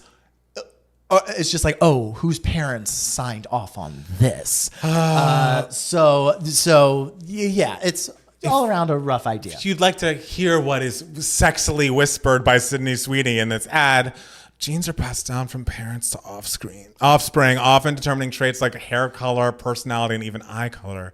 My genes are blue. And it's just like, okay, like is that supposed to be impressive to me? Is that supposed to be exciting to me? Like, I just feel like someone should have been like, hey guys, this doesn't not feel like eugenics, and like let's change something about it because this looks bad for all involved. And it's like, I get it. It's like, let's put a pretty girl up there and have her say like, ooh, my genes are wonderful. But it's someone could have thought twice. Especially recreating an ad that's already really rough. And again, this is like when I look at the charts and see Morgan Wallen all over it, I'm like, is this because of November 2024? Everyone's like, okay, everyone get on Ozempic and we're back to like white is right shit. Like it feels yucky. It's gross. It's like seeing the culture bend to the political climate really grosses me out when I felt like we were on such a good trajectory. But again, we know progression moves slowly. We know that like things move in a more progressive and accepting direction, but it feels like we're in that 2 steps back moment, and it's just tough to watch. It's tough to listen to, and that's why I want us to support our queer artists, support Lil Nas X, listen to David Archuleta's, gay little EP, listen to people of color, and don't make ads like that. Don't. And it's just like so passe of just like, well, my genes are great. That's why I'm so beautiful. It's like, that's not what we're really selling to anymore these days. Like that's not really what like a lot of people want to hear these days. It's like you want to sell to all people regardless of like how they look and everything. And so it just feels like a very antiquated idea that also was not fully thought through of what the optics could look like. I remember the body positivity movement. Remember when we were all accepting our differences and diversity was a positive? And now we've all said I can't get into it. It's upsetting. It's upsetting. And Sydney Sweeney, and now people are really looking into her because like, they did their research. And because now we found she's a registered Republican, and she had posted something years ago with like her family members, and there were many people in like Trump hats and things. And so I remember that. Yeah, so it's all coming to fruition where it's like maybe that's why the team didn't notice that this was a really bad look. Yeah, it's a perfect storm of mess. It's a perfect storm of mess, and it's like, well, is that third season of Euphoria already in the can? Like, are we just going to be showing her? That contract is signed. They are not cutting her out of that. Yeah, I don't know. Any other We're news? doing our best. We are. I don't know if everyone involved is. We are. We should have a job where we go through everything and we're like, maybe think twice about this. No, people aren't going to like this. Maybe the fourth replacement, you know. The 12th. Right before the show's closing. Throw a Hail Mary. Exactly. See if the white boy can do something, but not number 2. Any other news for idiots you'd like to share with the people? I don't think so. Not right now. We need a break. Okay, guys, we're going to take a quick break and then be back with more 2 Gay Mads, the podcast. Great. I've had a crush on David Archuleta since I was a kid. I would like to just go on one date. I think he oh Lord, he's awesome. I mean, he is very cute. Yeah, seems very sweet. Cute guy. Seems very nice. Yeah. I'm betting they saw it and thought nothing of it. Racism sells. Yeah, they were probably just like, oh yeah, like pretty girl, and then it's just like, no, this is bad. Yeah. Oh, if you haven't done it already, like and subscribe. Jeff is right. Like and subscribe. We're going to say that all the time now. Now that we know. Like, guys, if we could tell, like, I believe over 400 people have subscribed to us because we just said it in a video. I know. And I just assumed. And it's just crazy how, like, you tell someone to do something and they just kind of blindly do it. Well, the thing is, so many people, the thing is, it's not even like they were blindly do. It's like, oh, I've been watching you for so long. I thought I was subscribed. I know. But some people don't know. We're going to say it all the live long day from here on out. Yeah. Also, wait, sorry. Someone was also posting after we gave the news story. Is Liam Neeson racist too? No, remember that story where he was talking about, he was like reflecting on his problematic thoughts or whatever. Oh, and God. Remember that? And it was just like, he said that once he had a friend of his who was this isn't a good title. Yeah. Yeah. He had a friend of his that was sexually assaulted in a very horrible way. And the man who did it was black. And he's like, and like, I was just sort of like blindly, I was so angry and infuriated that I just like immediately wanted to find the first black guy I saw. And it was him essentially saying like that was wrong of me to think, and like he was essentially saying how wrong he was for thinking that, and trying to emphasize like how easily people can fall into these mindsets and everything. So it's like, I get what he was doing, but it's just like, oh girl, this is for a diary. And send yourself an email. Yeah. Woo! Because that quote is not good. That quote is not good. Yeah, it was. It's like, girl, I get what you're doing, but like, no. I never needed to know that. I know so little about Liam Neeson. It was like tall, Taken movies, Pamela Anderson relationship. And now it's weird racism story. It's bad. But she's like, I don't know how I'm supposed to feel about this. Oh. Yeah, those thoughts are not. Liam said he wanted to kill. He didn't say the N word. No, he did not say the N word. Did he? No. Oh, God. Lord. Okay, well, that's the thing. You look into people for long enough. Not Mariah, though. See Mariah in her fucking Protect the Dolls jacket at Brighton Pride this weekend. Good for her. Sounded amazing, looked amazing. Oh, yeah, please react to Fast by Queen Demi. I think we'll probably record that after this. And probably just put it up on Patreon, so.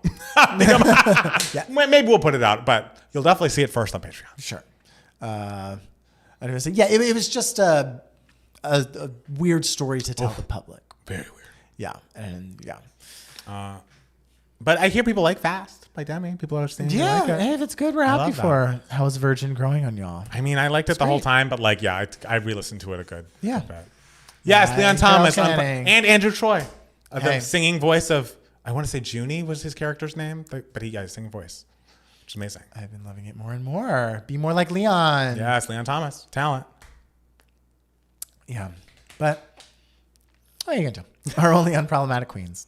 That's the thing. It's like, if that's why you stan women, is because they are less likely to be, well, unless you're Sydney Sweeney, like actively problematic or like vocally. And also, that's why I at a point in my life decided I can't stand a group, because groups break up. Groups break up.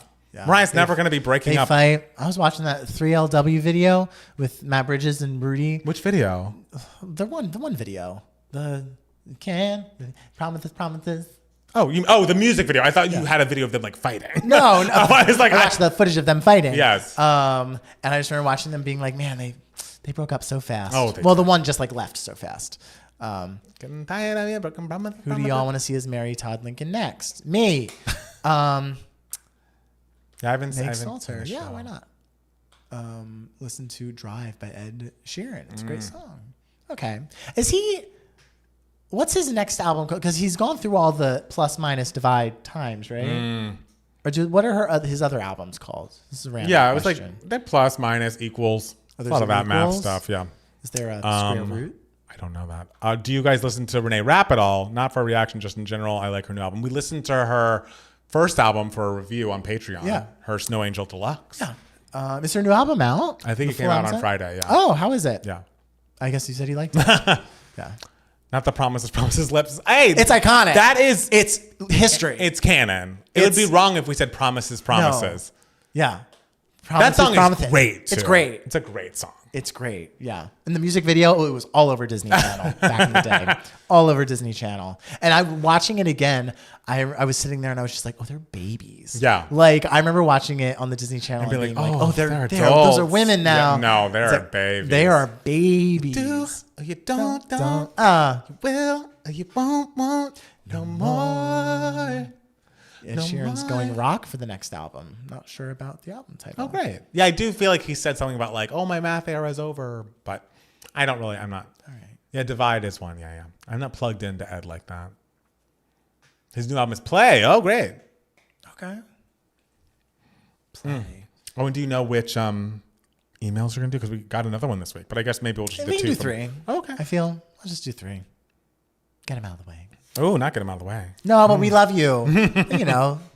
Open the door for more emails to come in. Got to. Divide is my favorite Ed Sheeran album. I like that first album a lot. If we all had to rank Ed Sheeran's albums, y'all do it because I don't know many of them, but that first one with the A-Team, I think is still one of his best songs. I like his little acoustic, like I'm just singing with an acoustic guitar kind of songs. I haven't been into Ed since Shape of You. Well, Shape of You was just so all over the place. Hit, yeah. So big. Not everyone going rock because of the Act 3 rumors. Ed Sheeran's going rock like Taylor Girl. What the F are you doing? Hey, let her do pop. Let her do whatever she wants. We want variety on the pop radio stations. We don't want everyone sounding like Beyonce's Act 3. Next album will be the 6th. I have no idea. Oh. Shape of You is my least favorite song. It's from Divide. Least favorite song of all time? Or just least favorite I assume it is. What's everyone's least favorite song of all time? Oh, that's a good question. That's a great question. I mean, if we're talking about the original recorded version, the first thing that popped into my head was, what is that? Lumidee. I've just like that whenever I hear it, it's off key on the record. That is Whitney Houston quote. I've never heard someone sing so off key and have it be like, yep, let's put it out. Honestly, it's like, girl, find the note. It was a vibe. No, I need anyone to record that, or even just throw some. It waited a couple of years. Autotune would have been everywhere. People could draw a line for each of singing. No way. Do you like Jimmy on Big Brother? Why do you think he was the chosen gay? I am rooting for Jimmy. I hope he stops just doing drag race. Those quotes of exactly what housewives and drag queens on Drag Race said are so embarrassing. He should get kicked out of the house for that. No. Like, not like you have, like, this is also a reality show, and what you're doing is embarrassing. So we're going to have to ask you to leave. AI Arena or whatever. Listen, AI Arena. You know what that place? AI Arena was last season because the theme was AI last season. It's now called the BB Blockbuster. Okay, potato. Yeah, we still call it the AI Arena. Motivation, Kelly Rowland. It just sounds like she's not in the right. Oh, I like Motivation. That's a big hit for her. That has to be a Spice Girl song from album 3. Weekend Love. Oh, not Grace saying Perfect Illusion. You sound like Travis Tracks. And the thing about Perfect Illusion is if the production was completely different, it could have been good. It just was interesting because it kind of just like goes by, like it like zips by in a weird way. And it's like, oh, is this like a full song? Yeah. I don't know. I don't hate it though. I'm not watching. Sorry. I just have seen a clip on TikTok because I think my phone hears Matt Steele talk about it so much that I'm getting served some Big Brother content, and like the quotes just really turn my stomach. Yeah, because he did the Housewives quote that Aviva did, and I was like, oh, he's probably just copying from that. But then I saw the video of him like, oh, it's like all this other stuff is like Drag Race references. And it's like, Jimmy, come on. Sad. We're gay. We're witty on our own. Yes, we don't need to copy. At least Graduation by Vitamin C is a terrible song. I love the Graduation song. Fuck you. Awful. You're right, Luna. You're going to like the closing scene of Together. Oh, the horror movie? Okay, cool. It would be ironic if Travis actually liked Perfect Illusion. He might. I don't think he would. That's not his vibe. Anyone you want to see perform live one day? I mean, I might. I mean, I'm still considering going to the Brandy and Monica tour. I mean, that's because I've never seen either of them. I love them. I know so much of their music, and I love them both so much. Janie said she'd be interested in going, so I'm gonna look for tickets. Watching Leanne, kind of a cheesy sitcom reminds me. Who is Leanne Morgan? Don't know. Thank you, Paul. That song is awful. It's bad. I do think he's kind of fun sometimes. Jimmy has potential.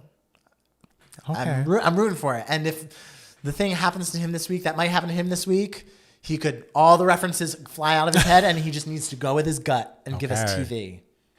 Fingers crossed. Yes. Can you give TV, Jimmy? Yeah. Matt Steele could. He could have been that gay in that house next season. I would have just been calling everyone a wuss this season. I would have just been like, you're a fucking wuss. I would have been such a villain. Graduation is a guilty pleasure for me.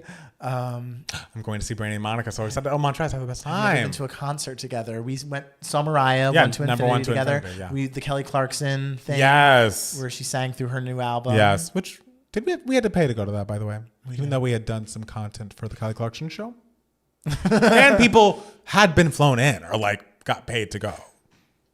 Just to know. We love everyone, but I feel like once we get to 100K, we're going to be begging for everyone's like, we have 100,000 subscribers. I don't know if you know this about me. Oh, let me call my agent, and my agent is just my phone is just the plaque. Right. I'm like, it's just like, oh, did you not notice my plaque phone? All because we told people to like and subscribe at the beginning of the video. It's like if we had done that years ago. I always think about that also with the Patreon. Like if we had put the Renaissance and or Midnight's live reactions behind a paywall for like a week and a half. Yeah. How many patrons do we have right now? We didn't. It's fine. Yeah. We're figuring it out. Guys. We are. We're business girls. What vibe would y'all want for TL? So, I mean, I think that vibe that's rumored is exciting. Yeah. I'd like to hear a little whatever vibe she's feeling. Sure. I don't want her to manufacture anything. And we want real lyrics. We love real lyrics from her. Do I like the Cannes Film Festival? Of course he does. I've never been, but I like hearing about it. Yeah. There is one song I actively hate the lyrics of about a father writing to his son about life or whatever. Blech, my stepfather likes it. Can't wait till your silver plaque unboxing video. Oh, that's going to be iconic. It's like, we fought for these damn plaque. Oh, yeah. Y'all are approaching 100K. Yeah, I'm like, it could happen this year. It could also be early next year. Sure. But if we keep saying like and subscribe at the beginning of the videos. How are we feeling about Demi's new era? We don't know yet.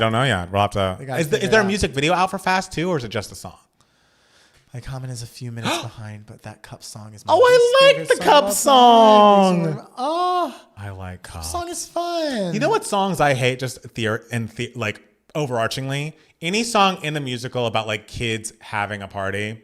Always terrible. About kids having a party? Like, whose house is this? This house. In Mean Girls, whose house is when they're like having the party? Like a party. You like Revenge Party, and that's about a different type of party. But that's not the same. Okay. That's a great song. That's a great song. Songs and musicals I hate are anything that is a pastiche moment that doesn't, where the music doesn't fit in with the rest. You also hate whenever there's like a metaphor in the song in a musical. Oh, when they start singing in similes.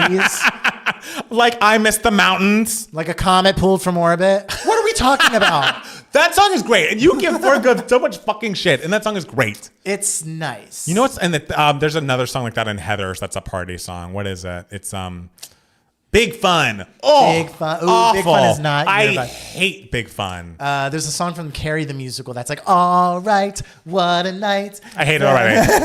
like it's like whoever's written this has never been a child or never been to a party. One of the two, or maybe both. Awful. But man, I do love Heathers the Musical. I was listening to that the other day. Especially like near the end. Meant to Be Yours, Dead Girl Walking, Reprise. You don't, I mean, not to put you on blast. You don't like Heathers the Musical enough. I think it's fun. I like the score.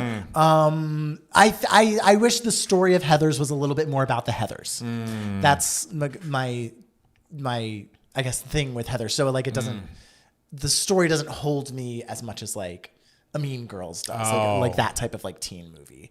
You mean movie or musical? Story in general. Okay. Did you see the tweets about whether or not Freakum dresses deep cut? I would say it's not a deep It's cut. absolutely not. A Maybe I'm just like too B-Day pilled, but people know Freakum dress. Yes. Even though Travis didn't. And I was like, what are you talking about? Wild. So according to Travis, it's a deep cut. But Freeze Your Brain is so good. Blue, even though Blue is bluer humor than I generally like, I do like that song Blue. You make my balls so blue. You hurt them badly. It's just like also super melodic. Like I don't know. the melody's great. Yes. Were you ever Glee fans or was it too cheesy? I was in at the beginning of Glee, but I jumped off the train. At some season, it was like, okay, girls, this is bad. Maybe it was around the time like some people were in New York or whatever. The only musical I know is Wicked, and that's only because you know other. And that's the only musical you know half of, babe. You haven't even seen. Yeah, exactly. I hated Into the Woods when Meryl sang it. So, like you hate Into the Woods in general? Like, Or do you hate the movie? Or do you hate the movie? Or do you hate like a song from Into the Woods? Ooh, I do hate Sandcastles, but I'm like, I wouldn't put that on my. I think Ave Maria is worse than Sandcastles. I don't know if you hate Sandcastles. You're probably just like, well, no, I hate Sandcastles. Okay.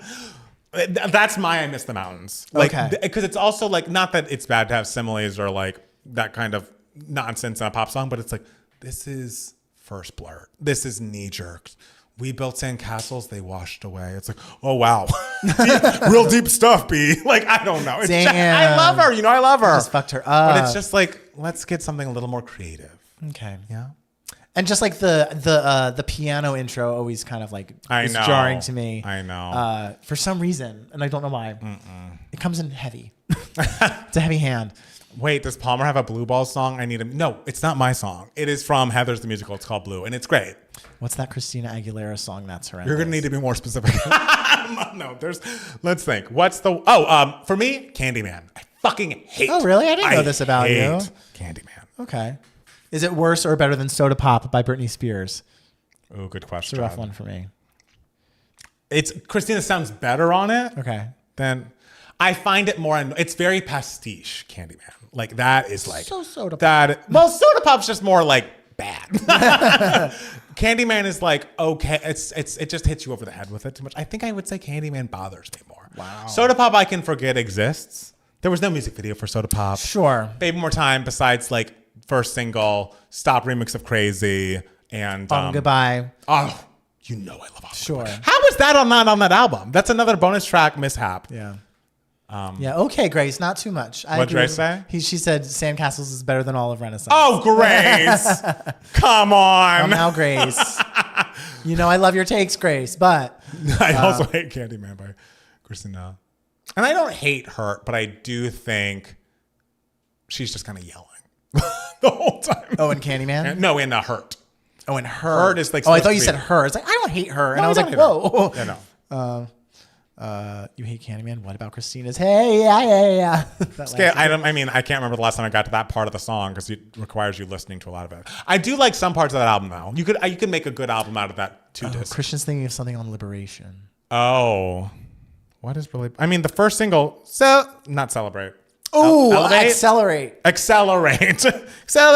I was talking in the Discord about how, because I was reminded of Mariah Carey's song "I Don't." Yes. Over this last weekend with our friend Matt Bridges and Rudy, and I was just like, I completely forgot this song exists. Were they just playing it randomly? Much like 99.9% of all music released in the late 2010s, like 2017 to 2019. You're like, no idea.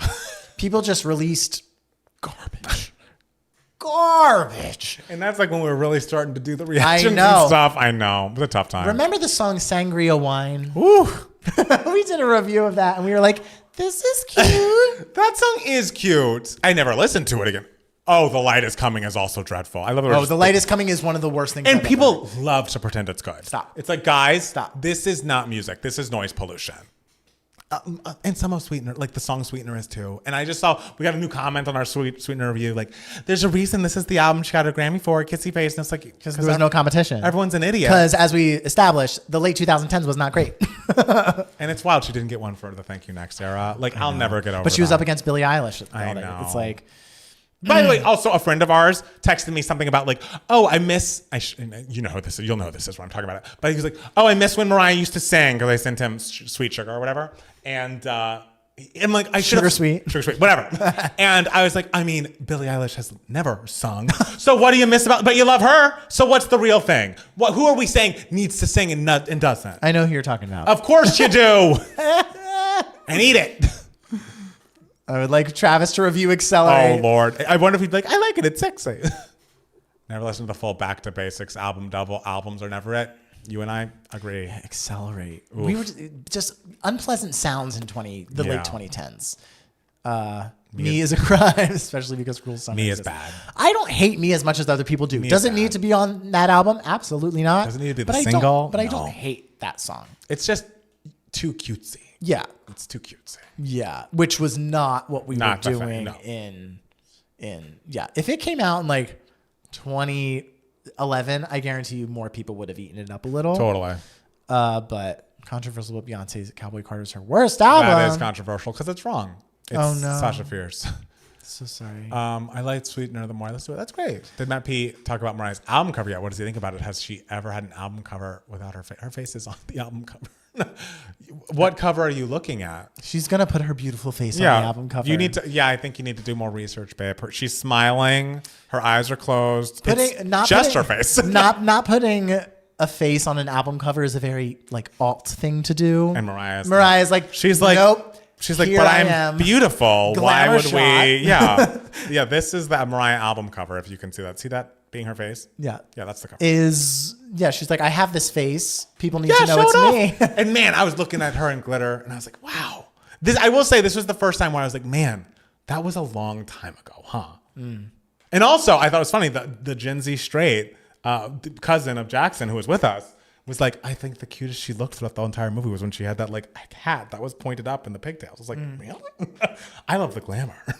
You know, like when she's like at the end and like kind of nude, sparkly dress, all the hair's on one side. Yeah. She does Never Too Far. Yeah. Beautiful. But I mean, some straight guys just like a girl who's just relatable. Well, you're barking up the wrong tree with Mariah Carey. Relatable's not her thing. She probably put on those overalls and was like, oh, if I must. I guess my character needs an arc. Mariah's gorgeous. Of course she's going to have her face on it. Wait, do people actually like NFR? Was that Norman fucking Rockwell? People like that. People love that album. I've never listened. People love that. I feel like that was the first time I heard people really hardcore stan Lana Del Rey. Right. Like on social media where it like popped up on my algorithm. All right. Should we do part 2? Yeah. Yeah. Okay.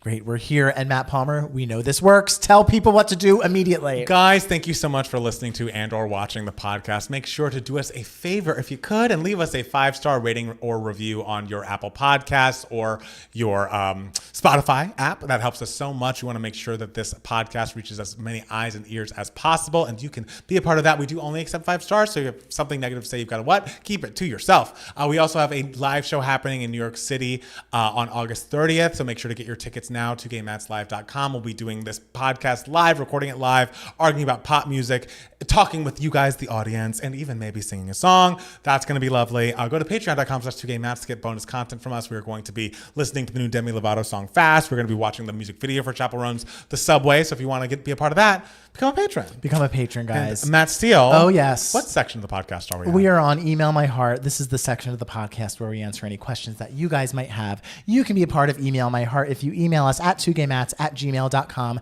2 is spelled TWO. Yes. We have 3 emails for you guys today. A couple of them were sent last week. Okay. And we're just going through them now. So this one is Awards Standards by Hunter. Yes. Hi, longtime listener. I've been watching the YouTube channel since 2014. First time emailer. Do you think he's subscribed? I hope so. It's real. We really don't know, but yeah. I hope so. My question is for Matt Steele, but I'd love Matt Palmer to answer as well. Okay. What should the rubric be for awards organizations? Is it about the best performance or is it about rewarding the hot person at their peak? I go back and forth, and the most recent personal example I can give would be the 2021 Best Actress race, the 2022 Oscars. I predicted that Jessica Chastain would win for The Eyes of Tammy Faye, and she did. But I think that Olivia Colman gave the best performance of the nominees for The Law lost daughter. However, if I were a voting member, I would have voted for Kristen Stewart for Spencer because I think she was amazing. It was the right moment. She proved all the naysayers wrong and proved that she can act, even though she has proved this over the last decade, but I digress. And I love the film, even though I'd put her in second place in terms of acting ability. What should voters vote for? Is it as simple as claiming it as a popularity contest, or does the performance really matter? You can address this with the Grammys as well. I think when it comes to voting for this kind of stuff, you kind of just, there's the only wrong answer I feel like there is just like completely not taking performance out of, for sure, completely not taking performance into the equation. Like, yes. I think performance should absolutely be the first thing you look at. Yep.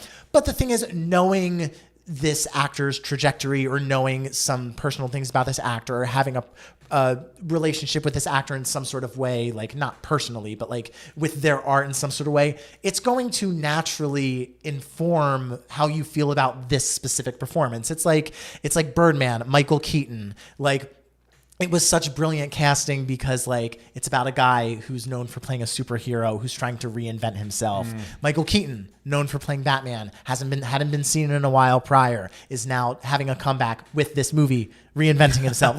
like there's that sort of narrative that really feeds into how I feel like made the performance as good as it was. Right. You know, like there's so many different things you can sort of so with this kind of stuff, it's just like, just go with your gut. Viscerally, what is the performance that moved you the most, that made you feel the most, that made you the most excited? And if you're such a hardcore Kristen Stewart fan, the fact that she did give such an excellent performance in Stewart, if that helped move you to thinking her performance was your favorite, then I have no issue with that being your vote. You know, it's all subjective and everything. And so the only thing I object to is just like, oh, well, I really like this person, and so therefore I'm going to vote for them no matter what. Right. Like, I think that's a very like shallow way of looking at Right. things. But it's ridiculous to think that your sort of like personal feelings about said actor are not going to play into the equation. I think it's naive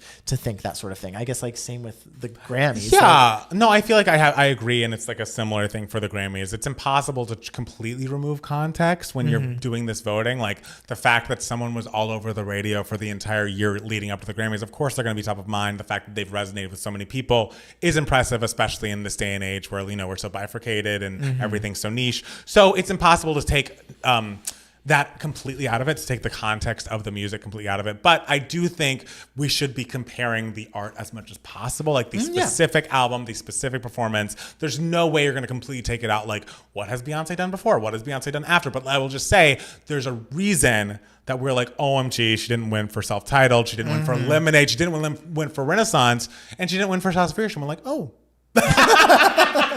You know, like to me, it's like, it's not just about being Beyonce and like being super popular. It's about really pushing the medium forward with great music, with great art. And I feel like that's probably your feeling watching performances too, is like, if you're the one doing the best here, and that's the one that I'm going to be the most excited about. You know, we'll have to find a year in which I do feel Harry Styles has a better album than Beyonce. Am I going to be like rooting for Harry Styles? I can't imagine it, but maybe that's something that could happen. Yeah. You know?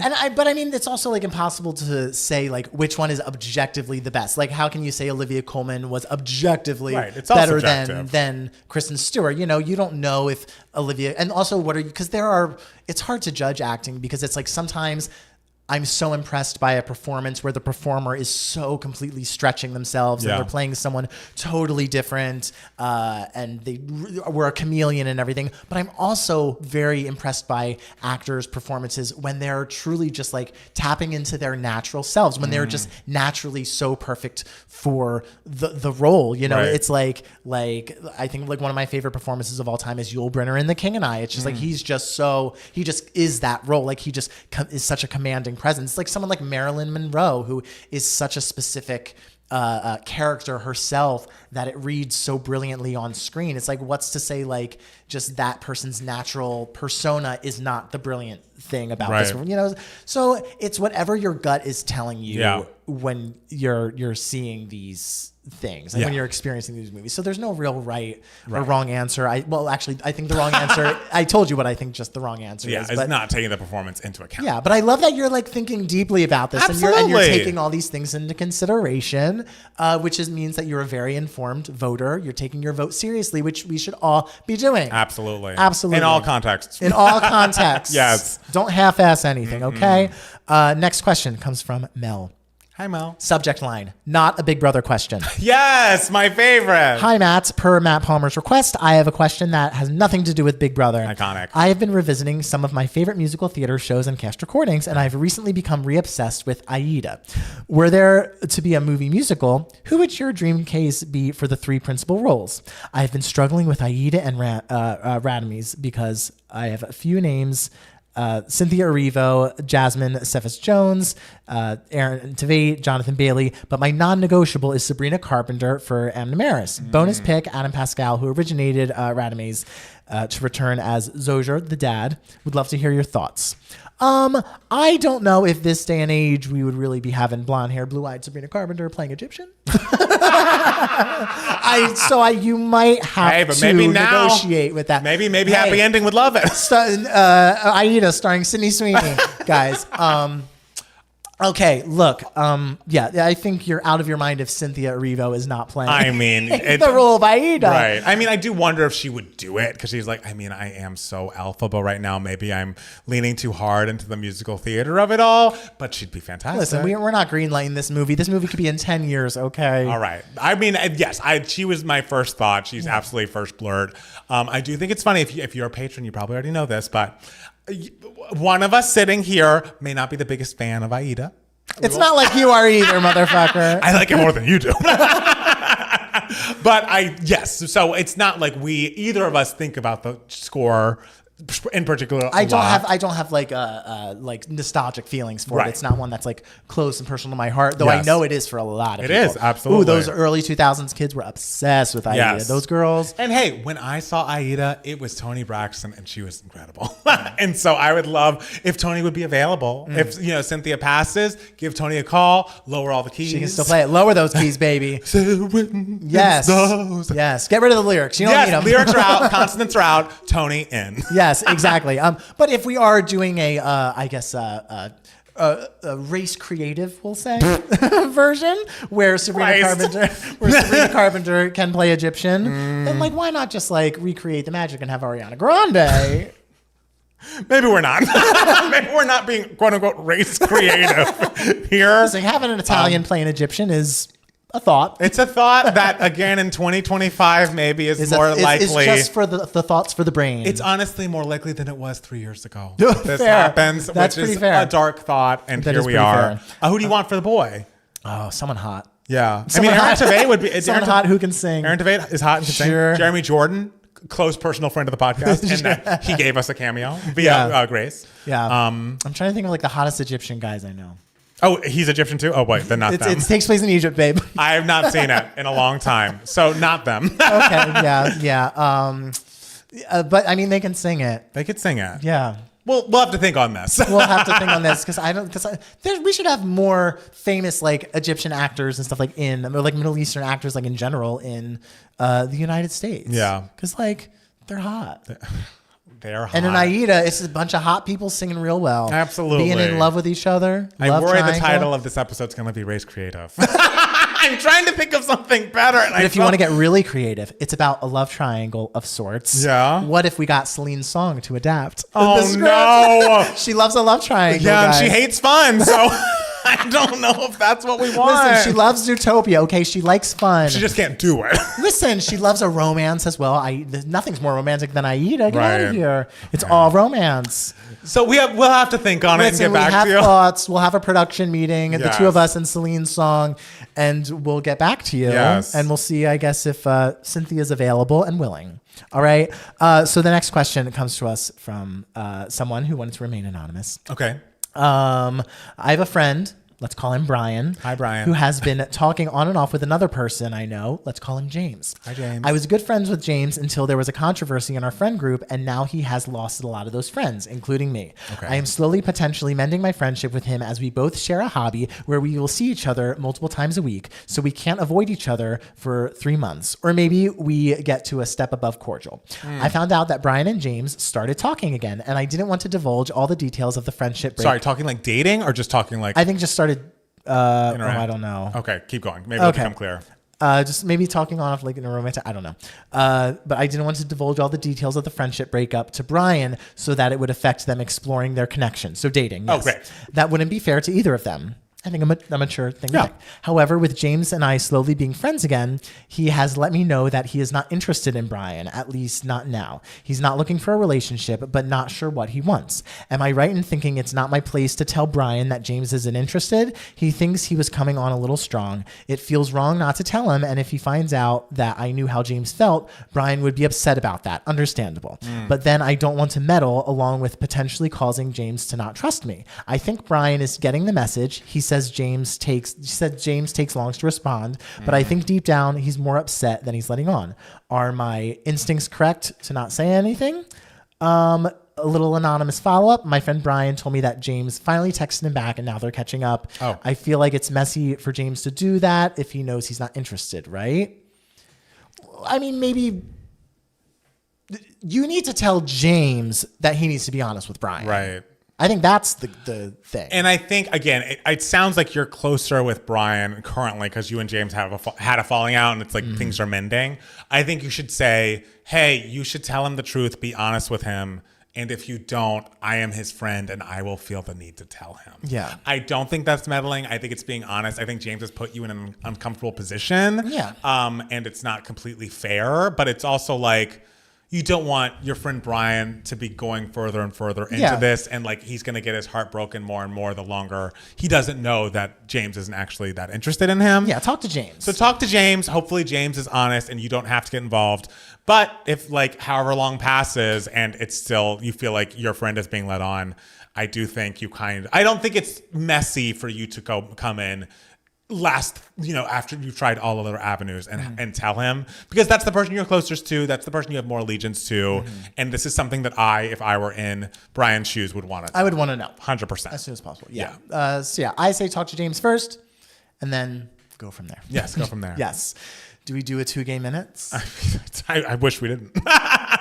But it's going to be fun. I assume we are. Or as someone likes to call it, 2 Big Brother minutes. I mean, it is that. But you can do a 2 game minutes too if you want. I don't have any. All right. Well, I do. Are you ready? So this is where one of the Matts rambles about something the other Matt doesn't give a shit about for 2 minutes and 2 minutes only. Yes. And I'm here to talk about week 4 of Big Brother. All right. Ready? Yes. 3, 2, 1, go. Lauren's wussy HOH rain last week made me want to drink Drano. She would be in the diary room like, I'm not going to let anyone ruin my HOH for me. And then go out into the house and be like, somebody please tell me what to do. All in a whisper. And Zach and Vinny wanted her to put up Ashley as a replacement nominee after the house target Keanu won the power of veto. But even they were too wussy to just tell her to do it. So it was a week of 3 wusses just going, I don't know the whole time, only for Lauren to just make the wussy move and put up her own ally, Adrian. I was so close to writing that this season off as officially bad, but Thursday's eviction episode had me on my knees. It was so good. Before the episode, Ava Pearl single-handedly convinced Zach and Vinny to keep Will safe no matter what and to take out one of their own allies, Kelly or Adrian, so they didn't look like they were siding with the house pariah Keanu. Then the episode happened where Kelly won the Big Brother blockbuster and immediately Adrian starts sobbing.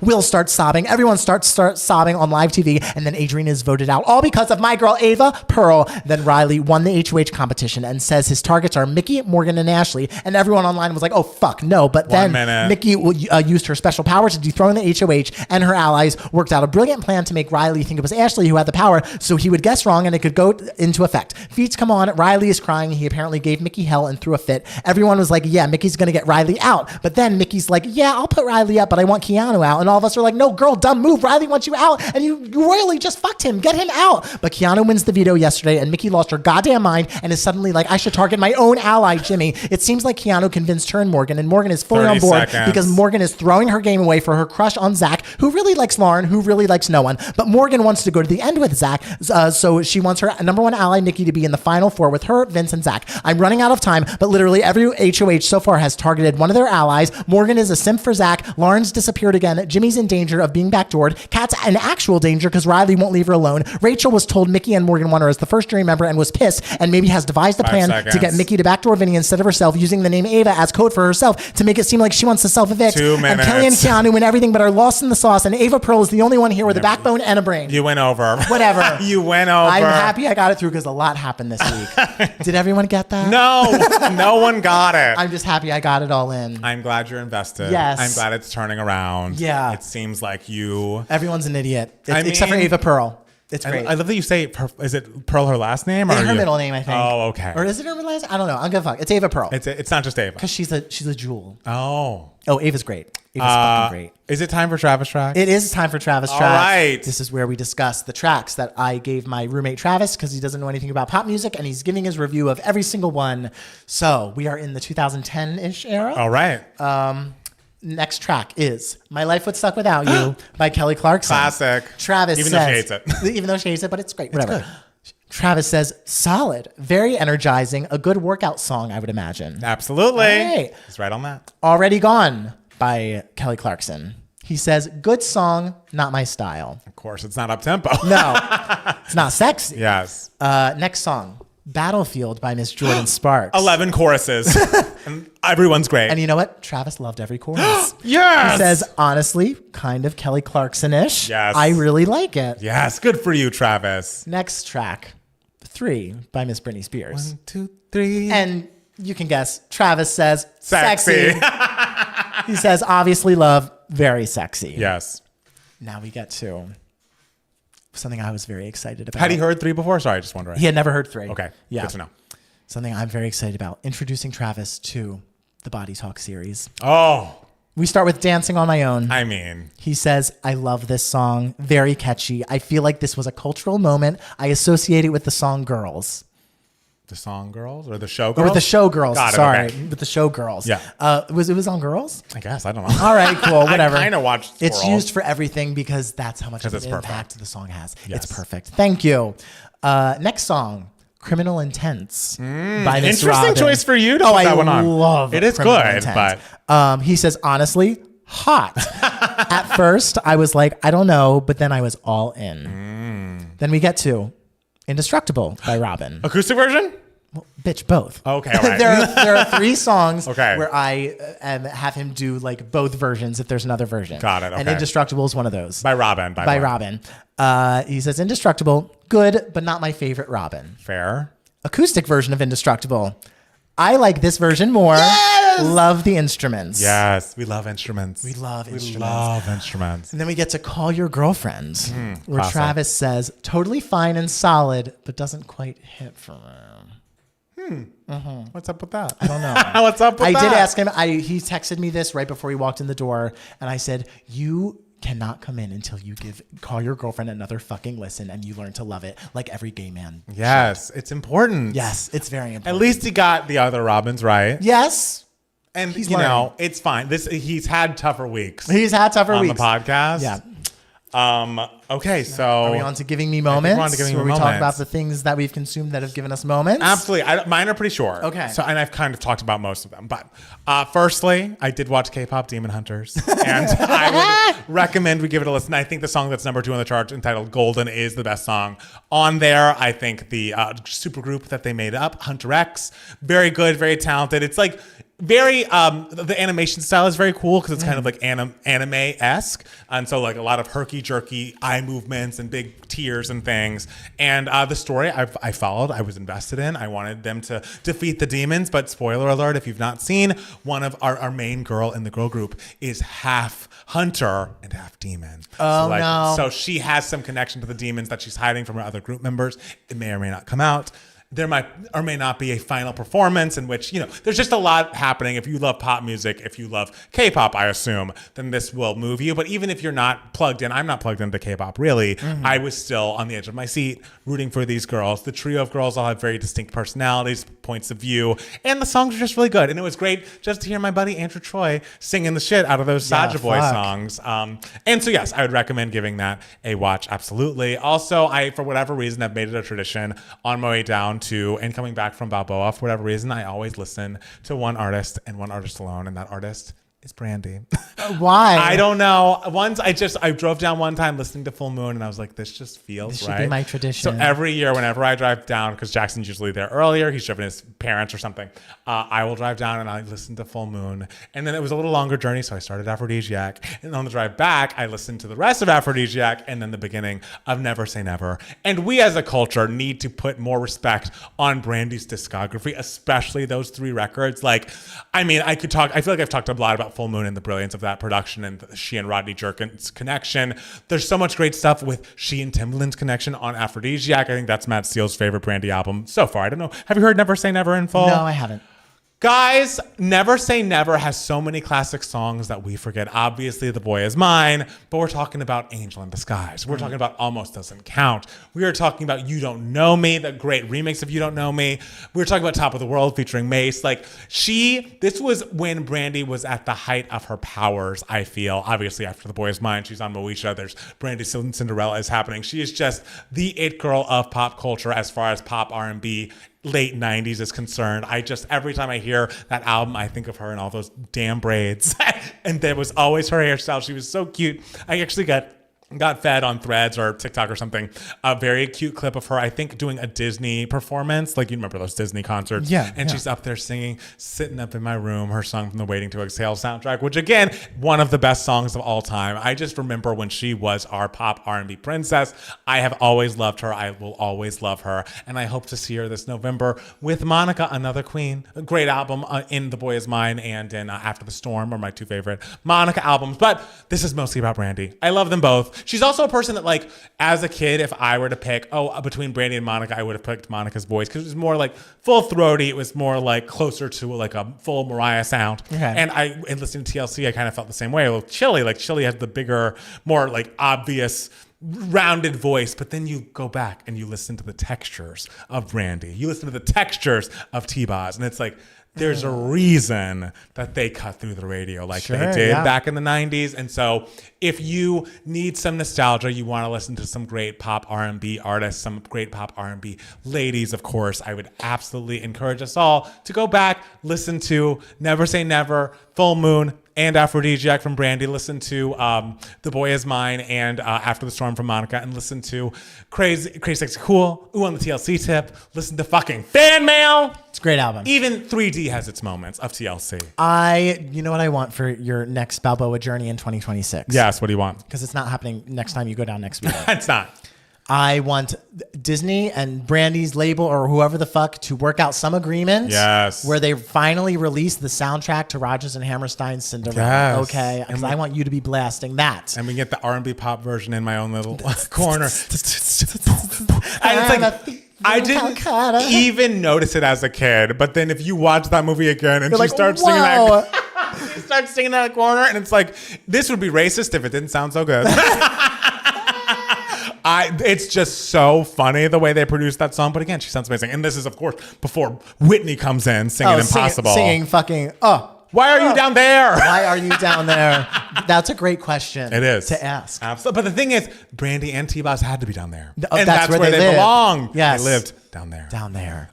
Oh. Bro, so yes, just a lot of good shit that I've been consuming. So, but Matt Steele, what's been giving you moments, darling? So it's a thing that we talked about earlier in the podcast. Yes. And it's not so much a thing that happened. It's more so a thing that didn't happen. Because, again, I love Kamala Harris. We all do. And so this whole time after the election, it was very much like, oh, she has so many options. She could run again in 2028, or she could, ooh, wouldn't it be fun if she also ran for governor of California? And the polling was like, oh, she would win governor of California. Please, God, she could wouldn't have to campaign. Like she could be in her bed the entire time, just sending emails to 100%. People, and like she would win the governor of California. It would have been a slam dunk, and she would be a phenomenal governor of California. But it was always an option where I was like, if this happened, I would love it and everything. But there's one option that I prefer, and it's not officially announced, but everyone sort of took like her choosing to not run for governor as, hi, chances are that I'm running in 2028. Right. So that was very much a very exciting moment for me. And so I'm very much looking forward to campaign. And it hasn't been announced. It's not official and everything. But if it is announced at some point in years in the future, because we need to focus on midterms right now. Course. So I shouldn't even be talking about this, giving me moments, because midterms are what we should be focused on. Yes. But, this is my podcast. And so I'm going to talk about things that make me happy when that happens in the 2028 primary and everything. I am excited to campaign full-throatedly for her.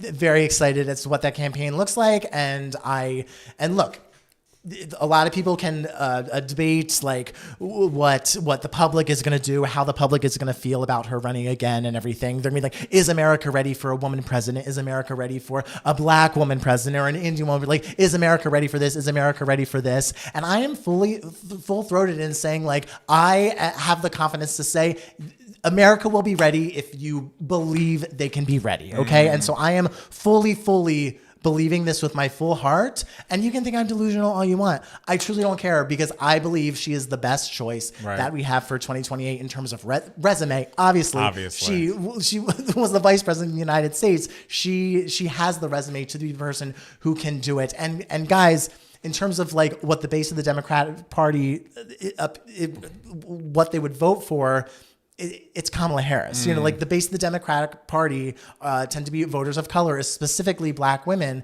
And you can't win the Democratic primary without winning black voters and everything, and the states in the South and everything like that. And so she is the person who appeals to that demographic the most. So like, if she chooses to run, which she doesn't have to, she can do whatever she wants. And I will support her decision and everything. But if she does, she's going to be pretty tough to beat, especially because all the other options are a little aesthetically similar, know? And like, so there's looking at Ryan Murphy's favorite people to put in. It's like that meme is like the other Democratic options. Yes. So you can obviously vote for, and they're all, wonderful candidates. So I'm sure most of them I'm sure most of them would be wonderful presidents as well.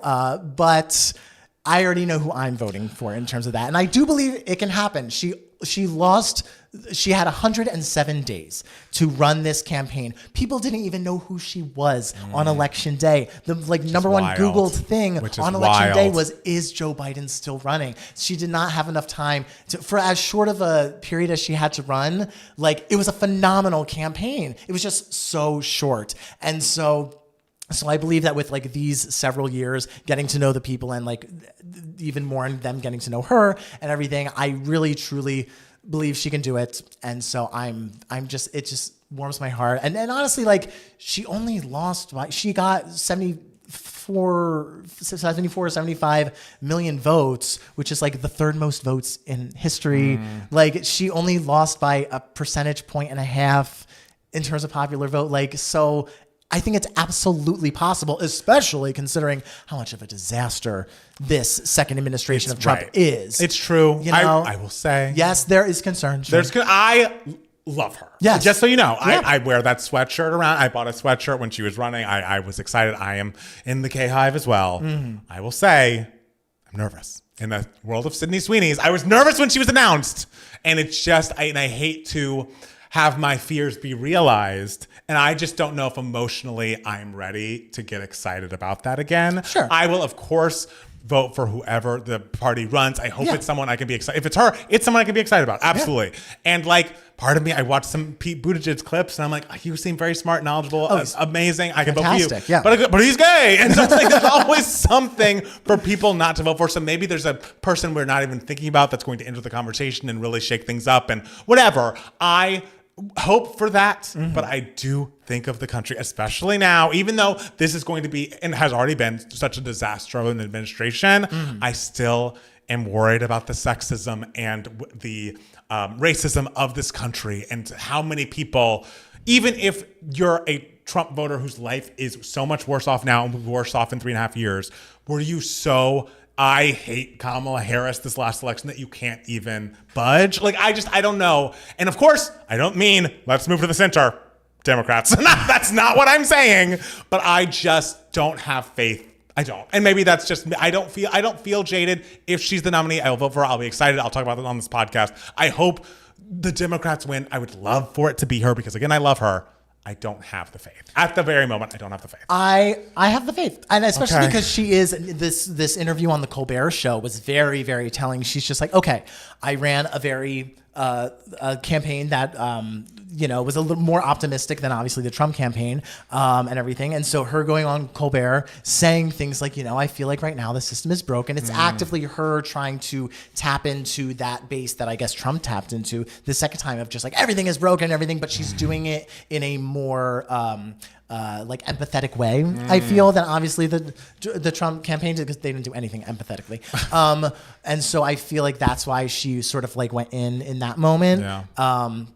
And so I, these 3 years are a long way away. Yes. We'll see what happens. Yes. But right now I am excited and I have faith because because someone has to have some courage, and so I will be the gay Matt who does. All right, I don't know if courage is right. Well, I think it is hope. Yeah, hope more than courage. And also, like much like the 2020 primary, the 2020 primary had like 5,000 people running and everything, and so everyone was debating between the nuance of Cory Booker versus Tom Steyer or whatever his name was, and this person and this person and this person, and there were people who were just like, guys, it's going to be the most obvious choice. It's Joe. Like that's what it's going to be. That's just so that's what it's going to be. Right. And so I feel like when there's such a broad spectrum of like other candidates in the 2028 primary, there's someone who has the resume and experience and the name recognition who's already also been put through the ringer. So there's nothing really new they could really go at her with. Right. And I realize I'm thinking too far ahead.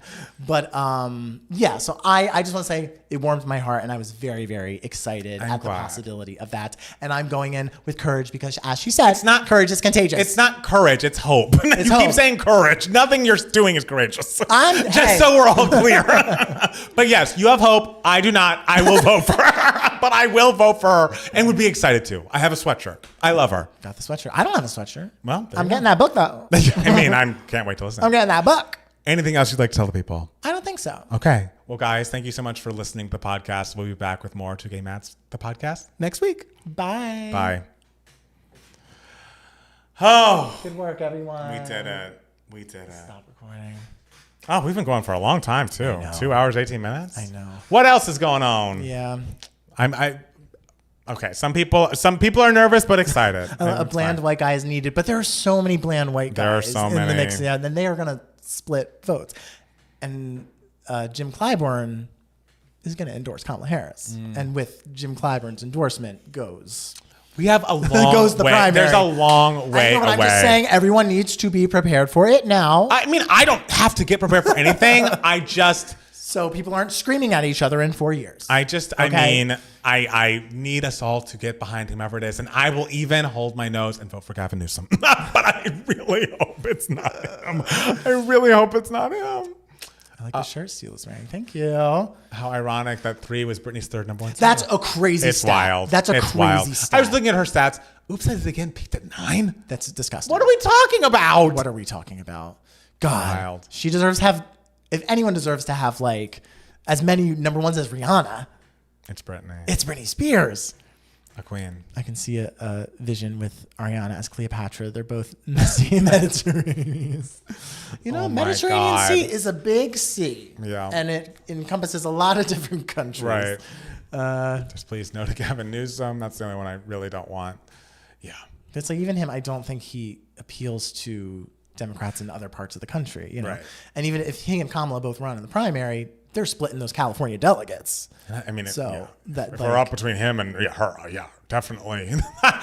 Palmer in 3 years with tears in his eyes. Guys, please vote for Gavin. And you know what? You're absolutely right. Absolutely right. I'd be like, he's my king. Like, what? He said what about trans people?